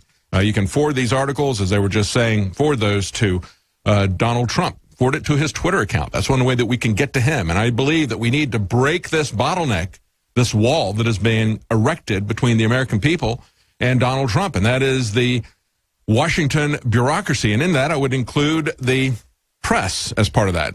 Last week, there was this article that was on Drudge Report, the not-so-viral firing of James Comey, and they said, despite the wall-to-wall media coverage, most Americans, according to measurements on Facebook Interaction, didn't really care about that much. But the press does, and they care very much about it. Those who are in Washington care very much about it. We have Preet Bharara said, are there still public servants who will say no to the president? This is a featured article on the Washington Post today. Well, I would ask Clapper, what do you really think is the constitutional structure of the government? Clapper said yesterday on CNN with Jake Tapper, it was Clapper and Tapper. Hey, they should do a show together. Former Director of National Intelligence James Clapper said, our institutions of government were under assault by President Trump. This is the way it went. He said, our institution is under assault both externally, and that's the big news here, is the Russian interference in our election system. Well, show us some evidence or shut up. Put up or shut up, James Clapper. You politicize this as someone who was head of the intelligence agencies. This is a guy who, as we pointed out before, he lied to everyone just before the Snowden leaks showed what a liar he was. But we could tell he was lying. We knew he was lying, and his face showed that he was lying. But then he goes on to say, and I think as well, our institutions are under assault internally. And then Tapper says, internally, from the president? He said, exactly, said Clapper. And then Tapper comes back and says, because he's firing the checks and balances? He's firing the checks and balances? And then James Clapper says, well, I think the founding fathers, a system of 3 co-equal branches of government and a built-in system of checks and balances, and I feel as though it's under assault and it's eroding. Okay, so I would ask Clapper, what branch of government is the Department of Justice? What branch of government is the NSA or the CIA or the bureaucracy? Understand, when all this stuff began, back in the 1970s, we knew that the government was spying illegally on Americans in violation of the Constitution, in violation of the Fourth Amendment requirements to get search warrants, to say, I believe, before a judge, I believe this person is committing a crime. Here's why I believe that, and here's where I want to search them, the person, the place, the time, the reason. Go before a judge, get an order. No, we don't do that anymore. And as a matter of fact, we weren't doing that back in the 60s and the 70s. As soon as these agencies were created, they went rogue. And so we had the Frank Church Committee hearings. And remember, they did all of the talk about the assassination to get the public's attention away from the fact that it was the public that was the target of the CIA, not so much Castro. And they were very successful at getting the public's information, not very successful at assassinating Castro. But we saw the heart attack gun. We saw all that stuff. You didn't even hear much about the Pike Committee hearings. The Pike Committee hearings focused more on the NSA. The Church Committee hearings focused on the CIA. The Church Committee hearings were in the Senate. The Pike Committee hearings were in the House. And when they had the director of the NSA, which at the time, and for very long after that, when I was working at Texas Instruments in the early 80s, I knew a guy who used to work for the NSA. He had retired And they would laugh about it. He said, yeah, I used to work for no such agency. That was what everybody said the NSA stood for. Because in the 1970s, when they were having these hearings, and Congressman Pike called the head of the NSA to come testify as to why they were spying on Americans, he said, I want to see, I've seen the charter for the CIA. Where is your authorization? And he says, I'm not going to show it to you. We were created by an executive order by President Truman, and I'm not going to show it to you, Congressman. That's the contempt with which these people hold our Constitution. That's the contempt that they hold the checks and balances in our government. That's what you need to understand. Out of that came the Foreign Intelligence Surveillance Act that was supposed to restrain the intelligence agencies from spying on Americans without cause. And now we know what's happening with all of that. But that's the idiocy of all this. Of course, the Department of Justice is under the president. And we don't have checks and balances, mainly because we've had the Congress abdicate their power to the bureaucracy that then does whatever they wish. And if we want to know where this is going, take a look at Rand Paul, who's continually pointing out the fact that it's not just President Trump who was spied on. It was Rand Paul who said, you don't get a search warrant for Mr. and Mrs. Verizon. And so Rand Paul says, hey, I know people have come to me and said that I was unmasked. I was surveilled on. And there were other people who are other presidential candidates, people who are other congressmen and so forth. He says, I know now of one other senator who has already confided to me that he was surveilled by the Obama administration, including his phone calls. So when all this comes out, said Senator Rand Paul, if there are political figures from the opposition party, it's a story that is bigger than any of the allegations with regard to Russian collusion. Do you understand that? If our government has politicized the massive surveillance state that in and of itself is unconstitutional and should be a concern to all Americans. But if they have politicized that, that's the story. The people like James Clapper would be involved in that. And, of course, he is politicized. As he was still in his office before he stepped down, he was getting involved in the campaign. That was outrageous. A military man who would do that as Department of Defense, if he was a soldier or a general, he would be immediately dismissed for getting involved in politics. But these spooks can get involved in electoral politics during a presidential election like James Clapper did and face not only no discipline, but as we were talking about before, the fact that he could lie to Congress and there'd be no consequences for this guy. Of course he's lying to us now. James Clapper is a liar. You shouldn't believe anything this man says. Earlier this month, they point out, Paul announced that sources have told him he has been surveilled by the Obama administration, this is Breitbart, I believe, and that he has requested information from the White House and congressional intelligence committees on whether he's been surveilled, unmasked, or searched for within intelligence reports. He said, it's about your own government spying on the opposition party. That would be enormous if true. That is what we should be focused on, folks. This conspiracy theory about the Russians is absolute nonsense. And when we go back and we look at James Comey, remember that James Comey, let's just put some of his career in perspective. It was James Comey who sent Martha Stewart to jail for insider trading, while Nancy Pelosi and the rest of Congress was making millions off of insider trading. And this is the same guy who put small sailors in jail for keeping photographs, said, don't you try this at home. Here's Hillary Clinton's felonies, but I'm not going to do anything to her because she violated national security. But don't you try this at home, soldiers, sailors, anybody else who works for the government. Don't you try this. And, of course, we're going to give Huma Abedin a pass as well, even though she stored massive amounts of above top secret data on her husband's computer, even though he didn't have the clearance for that. So this is the same guy who would send Martha Stewart to jail for insider trading when the real insiders in Washington, the people who are manipulating the laws that can affect entire industries up and down, as well as companies, are out there trading, and they had no controls on them. And, of course, it wasn't illegal what Nancy Pelosi and the rest of them were doing at the time. They had the Stock Act that they put in place to stop that.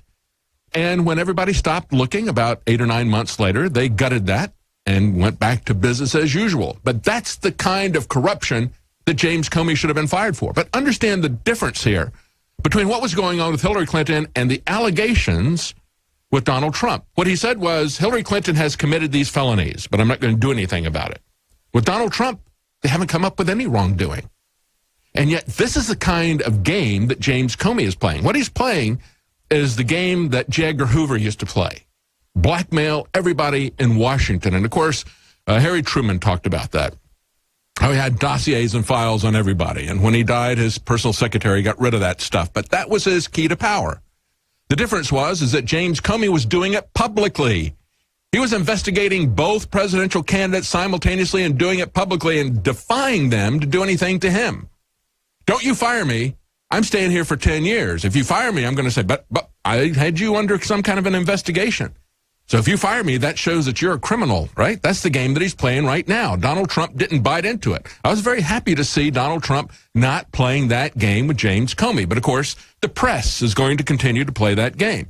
But going back to what Rand Paul said, and this is the crux of the issue, folks, the crux of the issue that they're not investigating is whether or not the Obama administration was spying on its political opponents and trying to hack the election. That is far more concerning than anything that Russia would do, isn't it? Isn't it concerning that the bureaucracy, especially the surveillance state, would ally itself with certain politicians and then start attacking people? This is what Rand Paul said. He said it's about your own government spying on the opposition party. That would be enormous if true. I don't know the truth. We've asked the intelligence committees, House and Senate. I've also asked the White House because there is this whole discussion of Susan Rice unmasking people. And, of course, that's the deal, folks. That is the essence of what is truly here. Now, as we look at this swamp that is pushing back, and as I said, it is a coup. What Donald Trump did, he had the audacity to stand up to this corrupt bureaucracy, to this J. Edgar Hoover wannabe, and who's trying to blackmail him into not firing him. He stood up to him and fired him. And now the bureaucracy is freaking out about that. And they're freaking out about something else. USA Today says, IRS executives say our lives are at risk in the Tea Party case if you open this up. A judge has ruled that there was a strong showing that the IRS had a bias against Tea Party groups. They say details about the Tea Party bias claims against the IRS could remain secret, however, because current and former agency officials say their lives are in danger if they publicly testify against the case. Think about that. This is USA Today a couple of hours ago. What they're saying here is that the IRS executives are saying, if we told you what we have done to you, you would want to kill us. That's what they're saying. They're saying that they're essentially admitting to crimes. And so this is the concern that we have. The concern that we have people like James Clapper, who will use his political office to try to take down use his surveillance office to take down political opponents. That we would have the IRS used as a political weapon. Do you understand what's going on here? This government is way beyond doing any minor adjustments. We're either going to have to cut this thing off or we're going to have to do massive amputations in Washington if we don't cut the head off. This is something, this is like a cancer. It really is like a cancer. And there's an analogy to that, I think, that really is more than just the fact that it's malignant and spreading. You know, when a cancer starts, you have kidney cancer, as my sister did.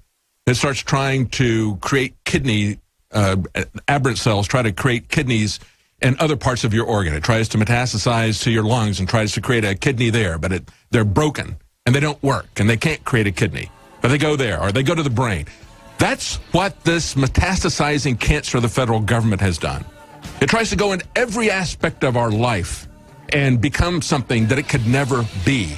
It has to be cut out. It has to be cut off. It is politicized. That is the core of what the problem is. Rand Paul has it exactly. We need to investigate the FBI, and we need to investigate what's going on with the IRS. Stay with us. We'll be right back.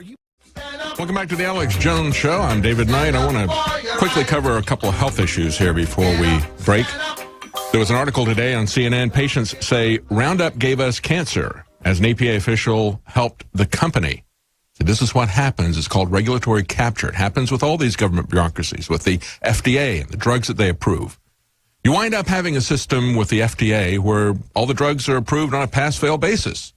Well, we don't live in a digital world. It isn't either perfectly safe or totally prohibited. There is a floating scale. You need to be aware of that. You need to understand what the risks are, what these drugs can do, and what they can do to you. But they don't give you that information. Then, of course, if you get something from the FDA, a prescription drug, and you have an adverse reaction to it, or somebody in your family, as I've known this happen to people, they die from this drug, and they were not really informed about what happened with it. You know, they go through the motion of it, just like if you have a vaccine, they give you the flyer, the insert that you don't have time to read all that information to. But, of course, it's approved by the FDA, so you can't really win if you sue that company in court. But now we see with the EPA, they're saying, these patients say that an EPA official helped Monsanto to do this, and they say there's 800 cancer patients are suing Monsanto, claiming the company failed to warn consumers about a risk of cancer from the weed killer, Roundup. Monsanto insists that Roundup is safe.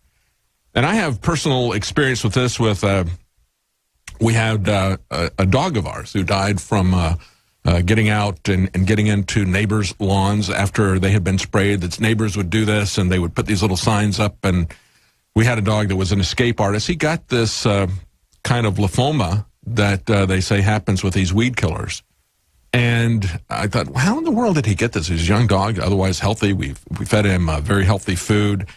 And then I heard this news story about farmers who were spraying their crops with this stuff, and they came down with the same cancer that my dog had. So the basset hound in our neighborhood, our basset hound, was really kind of the canary in the coal mine. I've seen this type of thing happen. And then, of course, when we look at the water, we've had a couple of stories in the last couple of weeks. Another one from USA Today. Beyond Flint, Michigan, excessive lead levels found in almost 2,000 water systems across all 50 states. I can talk to you about our Alexa Pure water filter, because when I saw these stories, and I saw this story about the EPA, I can't do anything about people who are spraying stuff who are my neighbors. We aren't on a municipal water system. We're on a well system. So we have farmers around us and other people who are spraying their lawns. I can't do anything about that. That gets into the aquifer. The only thing I can do is to try to filter that out and not drink it. And the same thing is true whether you're on a municipal water system or whether you're on a well. There's going to be stuff that is going to get into the water. And so the headlines, USA Today, Beyond Flint, excessive lead levels found in 2,000 water systems across all 50 states. Daily Mail, nearly 30 million Americans drinking dangerous contaminated tap water linked to cancer, birth defects, lead poisoning. This is from another source, the Natural Resources Defense Council. They have the states listed, the 10 worst offenders. Number one, right there, Texas. See, I imagine that's one of the reasons why Alex was doing this. See, I want to have clean water. I don't want to rely on the government to tell me if a drug is safe. I don't want to rely on the government to test the water or to test other things that are additives out there and not be influenced by a corporation. I don't want to trust them to do their job. I'm going to do my research. I'm going to find something that is going to help my family to prepare for this. And the filter that we use is Alexa Pure water filter. Now, I'm going to be criticized, I'm sure, by Media Matters for trying to exploit this. Just as when I told people shooting at the airport, I said, hey, you could get one of these inserts and put it in your backpack. At least you'd have something to hide behind. You need to defend yourself. Now is a good time to do it. 25% off, InfoWarsStore.com. Join me tonight for the InfoWars Nightly News. We have a lot of news that we did not get to. We're going to be covering that, and more news will be breaking this afternoon. Tonight, 7 Central, 8 p.m. Eastern.